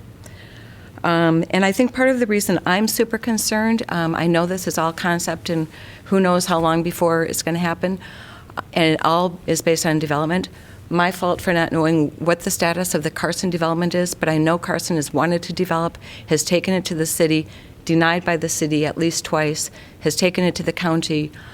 I know that is just waiting in the wings. So we can say it is the future, 20 years, 30 years. It's closer than that if Carson wants to sell and wants to develop. Kitty Lee Road, if it goes through, will be impacted, and I fear for anybody living in and trying to get up and down that road. Thanks for your time. Thank you. Anyone else like to address the commission?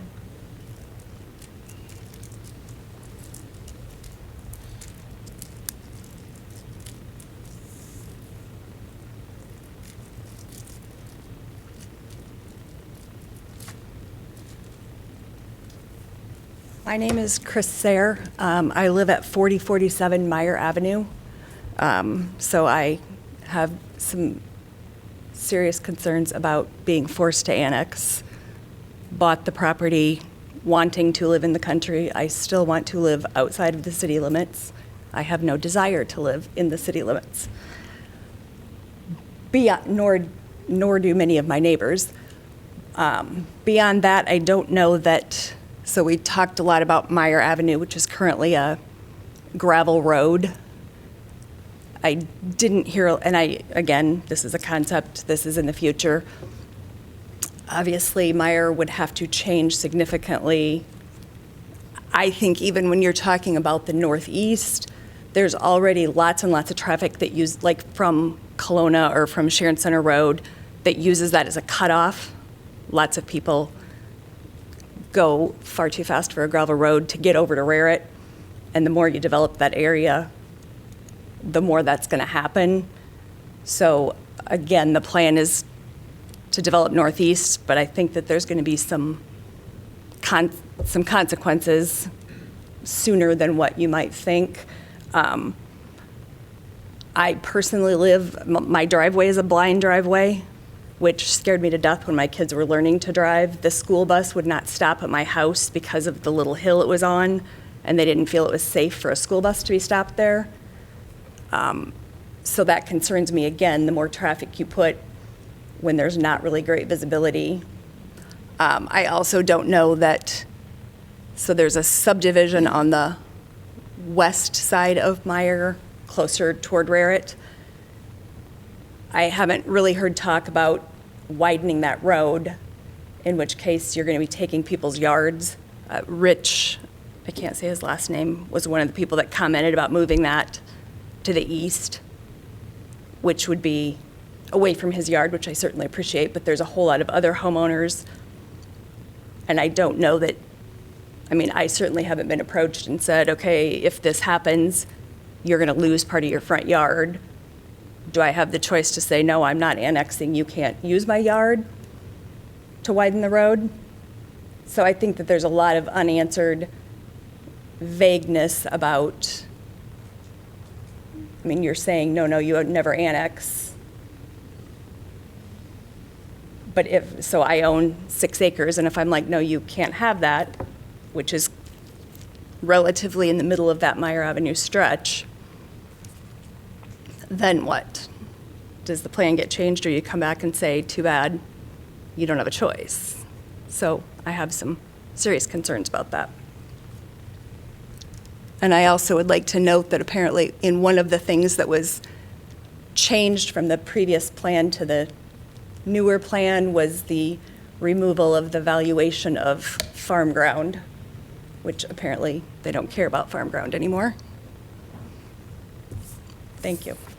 Thank you. Is there anyone else who'd like to address the commission?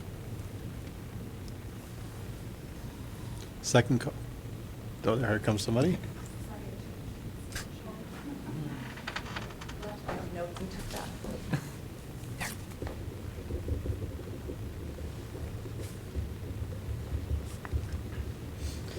My name is Jill Tenninger, and I live at 4047 Kitty Lee Road. So the very last house. So the connection would directly affect me.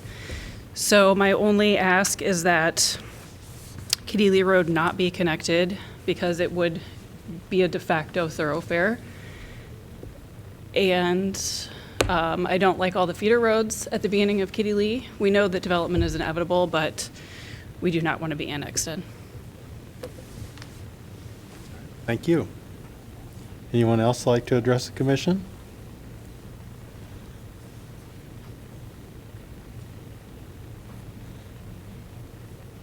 Hello, my name is Kelsey, and I also live at 4047 Meyer Avenue. And I guess my big concern is you've seen a lot in the feedback, people worried about being annexed in.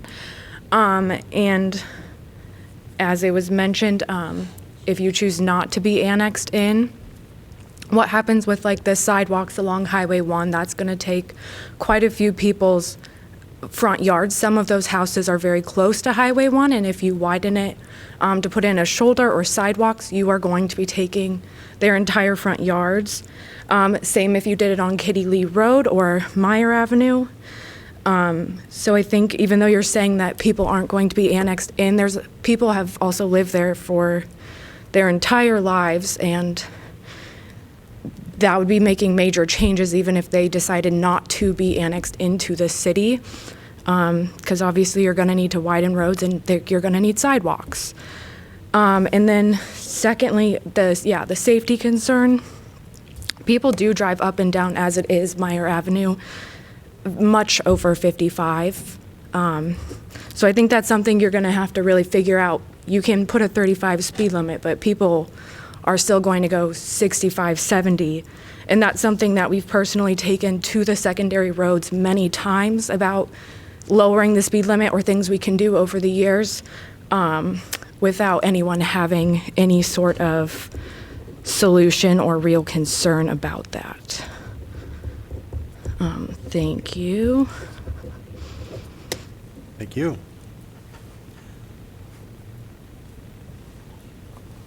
Who's ever next? Sir, I saw you starting to get up. Did you want to speak? Oh, I thought I saw you standing up earlier before. Okay. Anyone else? For the first time, seeing no one, is there anybody who'd like to address the commission for a second time? And if you do, just remember that this time the time is for 2 minutes. And go Sorry. ahead and tell us your name again. Again, please. Vicki Concha, Victoria Concha. I forgot to mention about the annexation. I am also concerned about that. If you look at the roads, and Menard's already behind us, that's my backyard, is annexed to the city. The first half of Kitty Lee Road, I believe is city-owned land. The rest of it is county. I'm not sure. I can't imagine that if everything across Kitty Lee Road becomes annexed to the city, everything north is annexed, everything south is annexed, we're really going to have this half-mile to a mile stretch of land that is not annexed into the city. And I just know our neighbors, the majority at least, are not interested in that. And I also wanted to echo what Jill said about those feeder streets at the south end of Kitty Lee Road. That's about less than half of a mile. I'm not sure how you get 5 blocks in there. How do you have 5 streets? And I know it's a concept, but again, like Barb said, take a drive out there and take a look and see, is it a good idea or not? Thanks. Thank you. Anyone else like to address the commission for a second time? Second call for anybody who'd like to address the commission for a second time? Seeing no one coming up, we'll close the public hearing. Now, could I have a motion so we could discuss this? I'd move approval of CPA 22-0002. Second. Got a motion by Sines, second by Townsend. Discussion. Mark, since you made the motion, you get to go first. Oh, I do? Oh, boy. Yes, sir.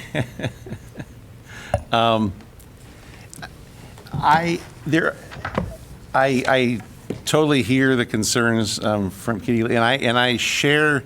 I honestly share the general concern about the traffic. As this area develops, it's going to put a tremendous burden on Raritt Road in particular. And one of the things that has been talked a lot about today was the Sloth Hour extension up to Melrose. I think that's going to be a critical piece of the puzzle. Some of the additional major thoroughfares coming off of Highway 1 heading north will be a critical piece of the puzzle. As far as the need to make a change specifically about Kitty Lee in this plan, this is such a conceptual plan, and having been on the commission now for 6 or 7 years, I forget, rarely do these things end up anything quite like what they're drawn at this phase of the game. And you, as you know, the public has so many opportunities to give specific feedback and issues when these things do come before a council. I'm of the belief that probably the initial development is going to happen off of Raritt Road and not off of Kitty Lee or coming in from the south, just because that's where the development is happening now. The landowner who has come to the city before that's where they're looking at developing. So I'm generally in support of the plan. I don't see a need to exclude Kitty Lee or change the Kitty Lee piece of it, because I don't think it's likely to end up being that way, and there'll be plenty of opportunity if someone comes forward with a plan that does show that. So, Anything else? No. Billy? Do you have comments? I have a couple comments. I am completely sympathetic to people talking about the road issues, but remember that when this comes into the city, then they'll have to meet eventually urban design standards. So right now, they're rural design standards. And I would venture to guess, and I don't know for a fact because I haven't looked at the deeds, but that right-of-way already exists on your property that some people probably think is their property, but the right-of-way is actually there adjacent to the roadway. And that's just how it is on all roads. Like a rural road, they're 66 feet And so the road may only be 25 feet, but then you've got land on both sides, and so that right-of-way is there. And sometimes the right-of-way isn't sufficient to meet the design standards, so then there would have to be a voluntary agreement to purchase that right-of-way. And so I just wanted to briefly discuss those issues. And just really, I couldn't agree with Mark more that this is a broad vision, and this is not prescriptive, it's simply descriptive of that vision. And so I know I've had rezonings in my neighborhood that have upset, that I wasn't happy with, and they happened anyway. And so I understand the people in particular areas where something is happening about their intense feelings with them. But just keep in mind that there's a lot of additional steps if this is approved by the Planning and Zoning Commission and by the City Council, that when specific plans come in the rezonings, annexations, and the subdivisions, that's where things the actual maps are drawn and the layouts actually occur. Right now, it's so conceptual, and like Mark, it's simply a vision, and I would bet if we looked at this 30 years from now, it's going to look markedly different than it does now. I support this pretty strongly because I think it's really important to have this vision for this district that doesn't exist now. It's already in the fringe area agreement. All land that's adjacent to the city, the area outside of that for 2 miles, and if it's a future land use growth area, that the city has already said how the plans, our hopes are to grow into that, so we have to prepare for that. And I'm sympathetic to people with their concerns, and that's why it is very important that people participate in the public process. So when these rezonings, annexations, subdivisions occur, your voice is heard and these things are brought forth so that it meets your needs. I just want to clarify, if the city does engage in a public improvement project, such as construction of a street, sometimes we do exercise condemnation authority. It's different than annexation, but that is a situation in which, it may result in a less than voluntary arrangement. But compensation is paid, negotiations are had. It's pretty rare that we actually get to condemnation, but I just wanted to clarify that point. As a member of the Compensation Commission, I prefer to just slipped my mind on that because, but again, when land is taken by eminent domain, it is a citizen committee that listens to those concerns to develop that price. Right, appraisals are obtained. Yes. Fair market value is paid. Yes. Additional discussion by members of the commission? No, I just want to say that I support the plan as the way it is right now. Right. Thank you. I went on Kitty Lee Road, and it's a beautiful area, but it is very hilly. So I hear what you're saying, and I appreciate both of your comments to explain the concept plan and Kirk's help in what the concept is. I support the plan with that understanding. I'm glad you brought that up. One thing that's important for us, and I know we know this, it helps to refresh ourselves sometimes. So on these areas with these slopes, and that's what the concerns are, these slopes, there's protected slopes and there's sensitive slopes. So the city already has regulations about impinging or disturbing those slopes. So these roads will not go straight because those slopes cannot be, depending on their status, can't be impinged upon. Or there's pretty tight regulations about that. So it will end up with a curvilinear design because this is a hilly area. And I may have oversimplified that, but I want people to know that there already are city ordinances about slopes. Well, and Kirk mentioned the walkability factor, and we hear this in every neighborhood replanning and every, comprehensive planning. The community is very strong on walkability, bikeability.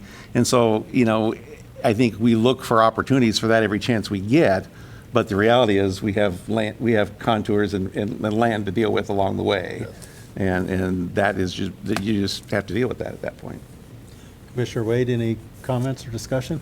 Yeah, I'll just weigh in really quick. I had the opportunity to go through the letters and hear the voices tonight. I appreciate everybody being involved in the process, understanding that this is just a conceptual process at this point and not implementation of the road's going to connect or so on. For that reason, I think providing guidance for growth makes sense. However, I understand Kitty Lee being on that road, understanding some of the neighbors and some of the traffic on that road, where concerns come into place as far as the topography, speed, introducing traffic calming, avoiding speed bumps, to your point, would be one of the considerations in the future, especially if a plan came forward from a development standpoint. Any further discussion? Seeing no further discussion, all those in favor of this motion signify by saying aye. Aye. Aye. Those opposed signify by saying nay. Hearing no nays, the motion passes unanimously. Next item up is item number 5, case number REZ 22-0011. This is consideration of an amendment to Title 14 zoning to enhance land use regulations related to solar energy systems and further climate action goals. And Kirk, is this you again? It is. Okay, thank you. So this is a case that came before you on November 2nd. And really what we're looking at doing is the Climate Action Committee wanted to make sure that we address any goals or any issues in the zoning code that might prevent the creation, implementation, what have you, of solar energy systems within Iowa City. So really they tasked us with looking through the code, looking at best practices, seeing if there's anything else we can do to try and really enhance some of those climate action goals. So on November 2nd, we did come before you with some proposals that included adding and clarifying some definitions, limiting regulatory barriers within the zoning code, providing regulatory incentives for projects that are aligned with climate action goals, and then finally, a set of standards related to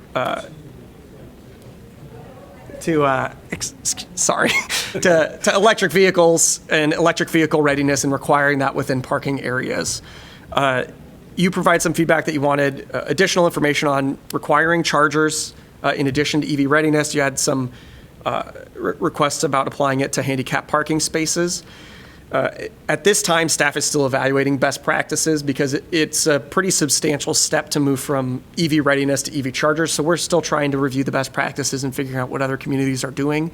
We have some good examples, but we don't have a recommendation yet. And so in the meantime, staff would like to continue with those other 3 items that were proposed on November 2nd.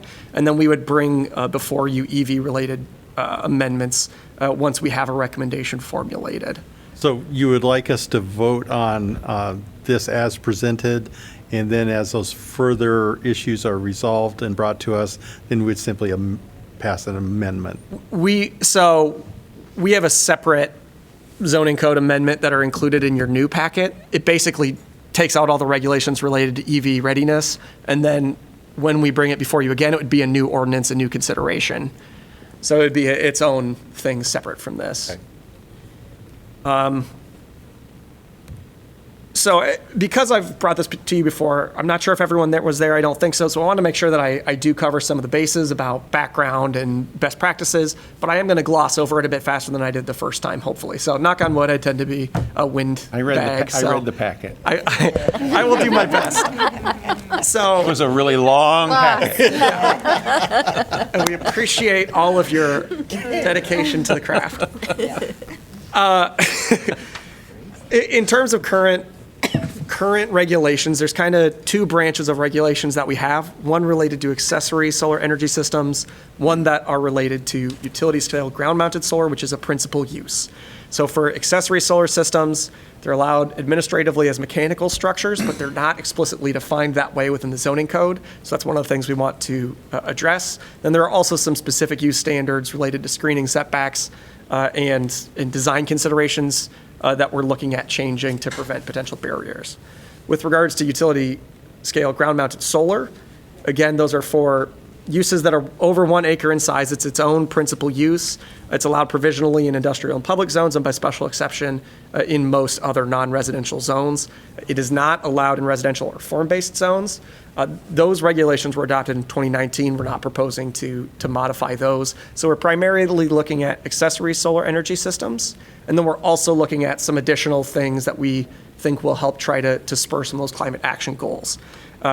In addition, we have an administrative process for historic and conservation districts, those overlay zones. Typically, everything within those zones that are exterior improvements are reviewed by the Historic Preservation Commission.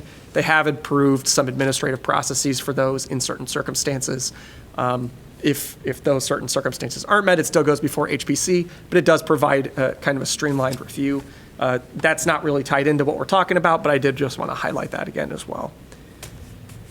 So the proposed amendments tonight then are related to adding and clarifying definitions, limiting regulatory barriers, and then providing regulatory incentives for climate action goals. So those go beyond those solar energy systems and includes a couple other standards as well.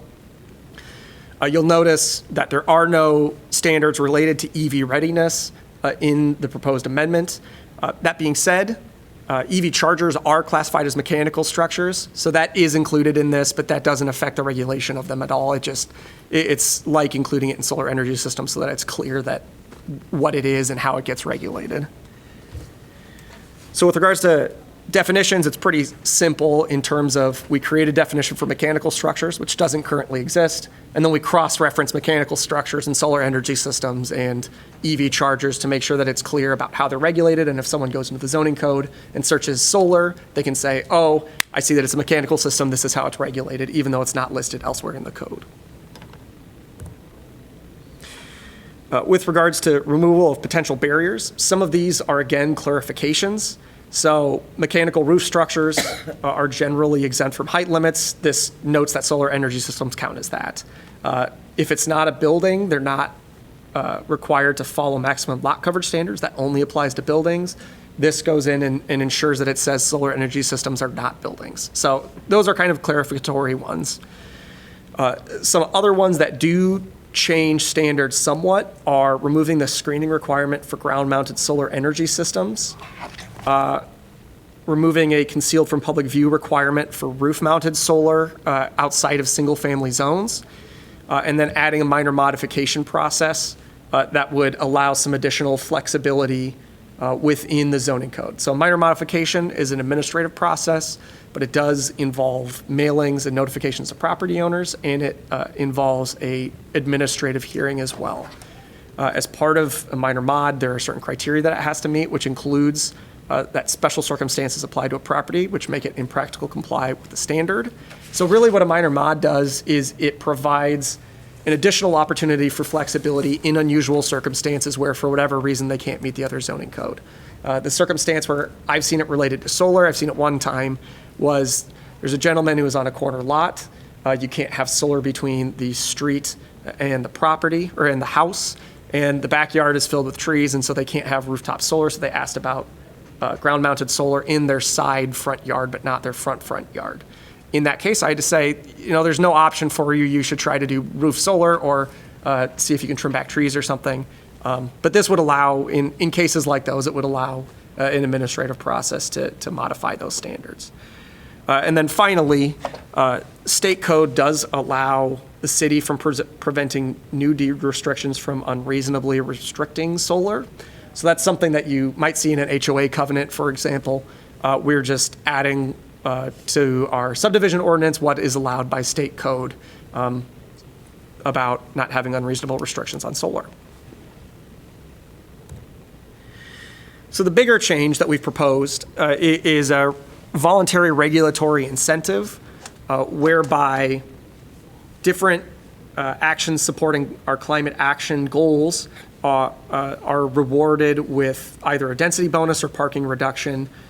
In other words, providing indirect financial incentives where, residential units, additional residential units means additional income, means that they can cover the cost of those improvements, or alternatively, less parking means less cost in that area and they can help cover the cost of some of those improvements. So there are the two bonuses, residential density and then one related to a parking reduction. With regards to residential density, obviously that's only going to apply in zones that A, allow residential uses, and B, regulate by the lot area of a use. So for example, there are some zones where that won't be applicable, like your central business zones, your riverfront crossing zones. Those don't look at density in that way. It's basically the amount that you can fit. So they don't get a density bonus, but this would apply in other, most commercial zones and other residential zones. In terms of the parking reduction, that could be used in any zone with any use. So a commercial use without a residential component could use it. And the reason that we include that is partially because otherwise there wouldn't be an incentive for commercial uses to take advantage of some of these, or industrial uses. So this does provide a different incentive, but they are allowed to both be used at the same time as well. So the process by which we're proposing this would occur is through generally administrative, which would be through either the site plan or building permit process. In some cases, it might occur through a legislative process, such as if someone wants to reduce the lot size of single-family homes by using the provisions. That's going to come through your subdivision, because otherwise they won't comply with those minimum lot size standards. Similarly, OPD rezoning would also be a legislative process. So depending on what is being proposed, it might be legislative, it might be administrative, but that's the general process that we would see. As to the bonus itself, it would depend on meeting one of 3 or up to 3 eligibility criteria. And for each eligibility criteria that is met, it would provide a 10% bonus, and those could be stacked up to a maximum of 25%. So if you meet one of the criteria, you could get a residential density bonus of 10% and a parking reduction of 10%. If you meet 2, it would be 20 and 20. If you meet 3, it would be capped at 25, which we chose that number instead of 30 is because it's more in line with some of those administrative processes that are incorporated in other places, for example, other parking reductions in the code. So we try to keep it in line with some of our other standards that we have with regards to those. As far as those eligibility criteria, one is having solar energy systems that cover 40% of the roof area. So that's the first, which is related to solar. The second would be to use electricity for 100% of regular energy usage. So electrification is a big goal because if you're still using gas in a property, you're not going to be able to use clean energy to fund it. To provide the energy. So you have to use gas if that's what powers it. So electricity for 100%. And then finally is constructing the building to the most current International Energy Conservation Code. So that's another goal of the city where we want to improve energy conservation, but because of state regulations, we are not allowed to require the higher levels. So we are looking to incentivize those higher levels of energy conservation code, energy efficiency. So those are the 3 eligibility criteria. Again, they can stack, and if they do more towards our climate action goals, then they are provided some incentive through density bonus and or parking reduction. So in terms of an example, just to give you an idea of a almost 34,000 square foot lot, let's say that it's zoned community commercial, CC2. If they met 2 of the criteria, such as having higher energy conservation code and 40% of the roof area is solar, then they would be eligible for a 20% bonus, both for parking and residential density. So in that case, without a density bonus, and assuming it has some commercial uses, you could expect 12 2-bedroom units with a parking count of 44 spaces. That is without a bonus. If they took advantage of that bonus, it would increase the amount of units by 3 up to 15 2-bedroom units. And in terms of a parking reduction, it'd be a 20% parking reduction, which would take them down to 40 spaces. So it does increase density, it does reduce parking, but it's really a trade-off where we're trying to incentivize some of those climate action goals. And I would also like to note that minimum parking doesn't mean that they can't provide more parking than that. That's something that comes up sometimes. In a lot of commercial contexts, we often see them provide more parking, especially when you think of your Hy-Vee parking lots. Those are 30% above what they need to require. So not everyone's going to use this. I would like to note that. But there is some extent of the parking that's provided on site that is driven by demand, which would also regulate these. But in terms of the minimum required, it would reduce it. So in terms of analysis, again, this is one of those things I'm going to kind of breeze through. It's included in your packet. I appreciate that you all read it. Thumbs up. But really the goal of it, again, is to address some of those gaps identified within the zoning code, but then also to try to provide some incentives to meet our climate action goals. So we would expect potential benefits to be increased code clarity, reduced barriers to solar implementation, and some of those indirect incentives that would cause developers to prioritize some of these climate action priorities. In terms of trade-offs, one trade-off downtown would be a potential reduction in the amount of fee in lieu payments that we get for parking spaces. So one way that properties downtown can provide less parking on site is that they provide money into a parking fund that's used to fund parking projects in downtown Iowa City. So if there's an alternative way that they can reduce their minimum parking amount, that might reduce that somewhat. So that would be one impact. There would be some impacts on design in terms of we're changing some of those accessory standards. And there also would be some impacts on the number of units and parking spaces if people are taking advantage of these incentives. But we believe as staff that the potential trade-offs or the potential benefits outweigh those trade-offs. In terms of its consistency with other planning documents, it is consistent with the comprehensive plan, which encourages reducing greenhouse gas emissions, and the climate action plan as well that I mentioned in our previous presentation, where we're trying to reduce carbon emissions by 45% by 2030 and net zero by 2050. So those are kind of some of the, that's the summary of the analysis. Again, if you want more in-depth information, we do have lots of information in the packet as well, including best practices that we've seen in other cities. But in terms of our recommendation today, we would recommend amending Title 14 zoning and Title 15 land subdivision as illustrated in Attachment 1, specifically Attachment 1 that's dated December 7th, 2022, which is the revised version that excludes the EV readiness. But again, the purpose of this is to enhance land use regulations related to solar energy systems and then to further implement the city's goals related to climate action. So we have not gotten any public comments on this other than from the last meeting where we did have a gentleman concerned about a density bonus with a parking reduction. So I did just want to note that for those of you that weren't here. In terms of next steps, again, it's a matter of P&Z recommendation, which we'd expect in December. We have scheduled that council, or we have had council set a public hearing for January 10th. If for whatever reason that's not possible, we would have to make a different recommendation at that time, but we felt pretty comfortable based on our last discussion that we could set that public hearing for January 10th. That does give another meeting with P&Z too if you do have concerns. In terms of City Council then, they would have 3 readings starting with that January 10th hearing. And then at a future date, staff would return with EV readiness and EV charging recommendations, which would incorporate those comments that you had at our last meeting.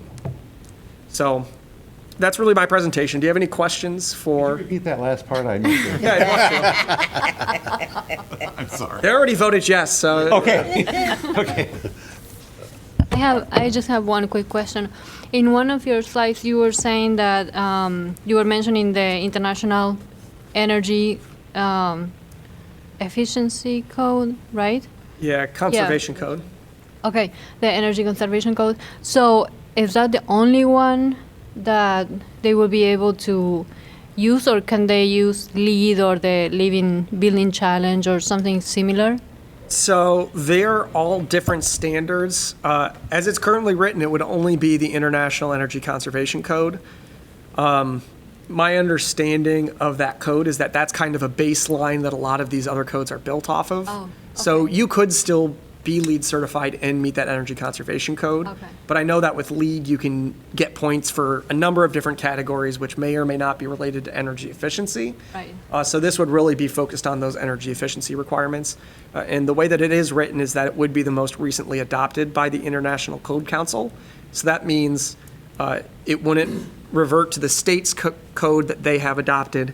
And it would also mean that in the future, as they continually ramp up their energy conservation code, then those standards would also continually ramp up here as well. Okay.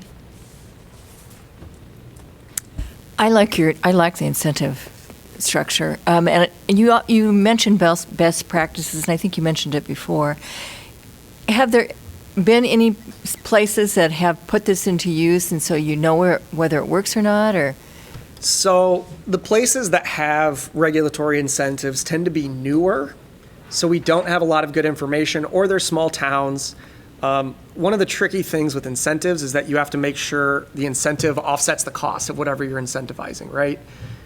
So we did talk to some communities where their incentive wasn't enough, for example. We tried to take that into account as we developed our code, but at the end of the day, either everyone will take advantage of it and we'll say, oh, we're providing too much incentive, or no one will take advantage of it, and it won't be working out either way. So there's going to be a matter of balance. There are more and more communities are doing things like this, but we don't have a lot of good evidence on, this is what's needed to offset this cost. And we tried to engage some stakeholders about that, and there's so many factors that come into all of these conversations that it's hard to come up with an answer. And so we just wanted to try and come up with something that we thought would make sense within Iowa City, and hopefully we'll see people taking advantage of it. Any more questions?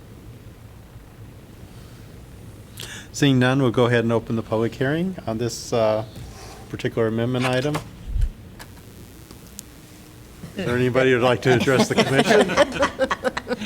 Second call for anybody who'd like to address the commission on this amendment item. Seeing no one approaching, we'll go ahead and close the public hearing. Could I have a motion? I move. Oh. Do we have motion by Elliott? Was that Second. correct? And second by Padron? Discussion? My only, go ahead. Got to start somewhere. Yeah, I completely agree with what Kirk said. May not be enough, maybe too much, but there's no way to know until you start. And that's why we can amend amendments. Any further discussion? Seeing none, all those in favor signify by saying aye. Aye. Aye. Those opposed signify by saying nay. Hearing no nays, the motion passes unanimously. Next item is item number 6, consideration of meeting minutes of November 2, 2022. Are there any major corrections or additions anyone would like to note for these minutes? And if not, could I have a motion for approval? So moved. A motion by Townsend. Is there a second? Second. Second by Chad Wade. So if a person is gone and not at the meeting, should you abstain from the vote, or what's the appropriate action?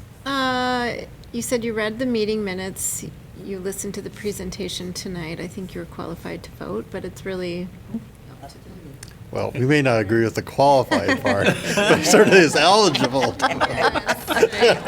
Be nice. All right, we have a motion and a second. All those in favor of approving the minutes signify by saying aye. Aye. Thank you, sir. Those opposed signify by saying nay. Hearing no nays, the minutes are approved unanimously. Item number 7, consideration of meeting minutes of November 16, 2022. Any major additions or corrections that people would like to note? Seeing none, is there a motion? So moved. Motion by Science, is there a second? Second. Second by Townsend, discussion? Hearing no discussion, all those in favor of approval signify by saying aye. Aye. Aye. Those opposed signify by saying nay. Hearing no nays, the motion passes unanimously. Item number 8, planning and zoning information. Ann, Kurt? No updates. All right, I have a question. My understanding is several months ago, the city council approved some rules regarding public behavior at meetings. And I note that our planning and zoning procedure for public discussion was, well, at least the date on it is 26 years ago. And, we generally have been very lucky. Like tonight, I thought it went very nicely. People were very, this is exactly how it should happen. But, we've had them in the past where it hasn't gone that way. And so I'm just curious if we should preemptively adopt some rules to deal with maybe irregular, unacceptable behavior so that we have something on the books and we don't have to try to make it up on the fly. So, did the city council, they did they not? Right, yep. Yeah. It seems to me that it'd be appropriate for us to just put that on agenda and consider adopting that. I know our last meeting or the meeting before, Sarah wasn't here, but her replacement notified me of a potential problem with an individual. And so that's just the environment we're in now. Certainly at the county, we've had our shares of a lot of issues. Cities had even more issues. I just think we should be defensive. And I guess I just want to say, you've handled these, especially like the lady today, you just kind of explained that it's not your turn, stay in your lane, so to speak. So you've handled that, where I've watched other commissions where they have not handled it quite so well. So I think a lot of our goodness is because of. Well, I think we've been really lucky, but the day will come where the person doesn't want to listen to what we Well, ask them to do. we've had some that were a little more. We've had some boys. disruptive. If Senior X had been here, it'd have been a much livelier conversation. So I just want to know. Might have been, you never know. The flavor of the commission, is this something you'd like to at least discuss at a future meeting? I think we should. Yeah, it makes sense. We're taking a look at it. Okay. Sounds So good. could we, at a future? I guess we're done. That's God saying you're done. So what are the city council? Do they change the rules of like when people speak, or what did they adopt new? They adopted rules for what they would do with a disorderly member of the public. Okay. So you can bring those, Right. share those with us?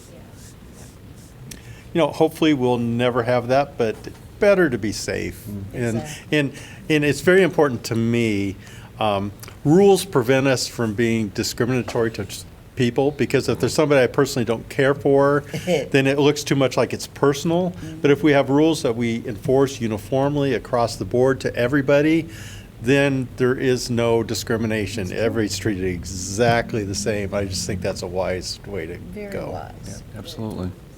Well, the only thing, we do want everyone to have the opportunity and, come and speak, right? Oh, absolutely. We do want to hear everybody. But I remember a few months ago, I don't remember when it was, I usually watch the city council meetings through YouTube, and there was this kid, and he would come and say words that, it was taking everybody's time, and then he would come again, and I don't remember his name.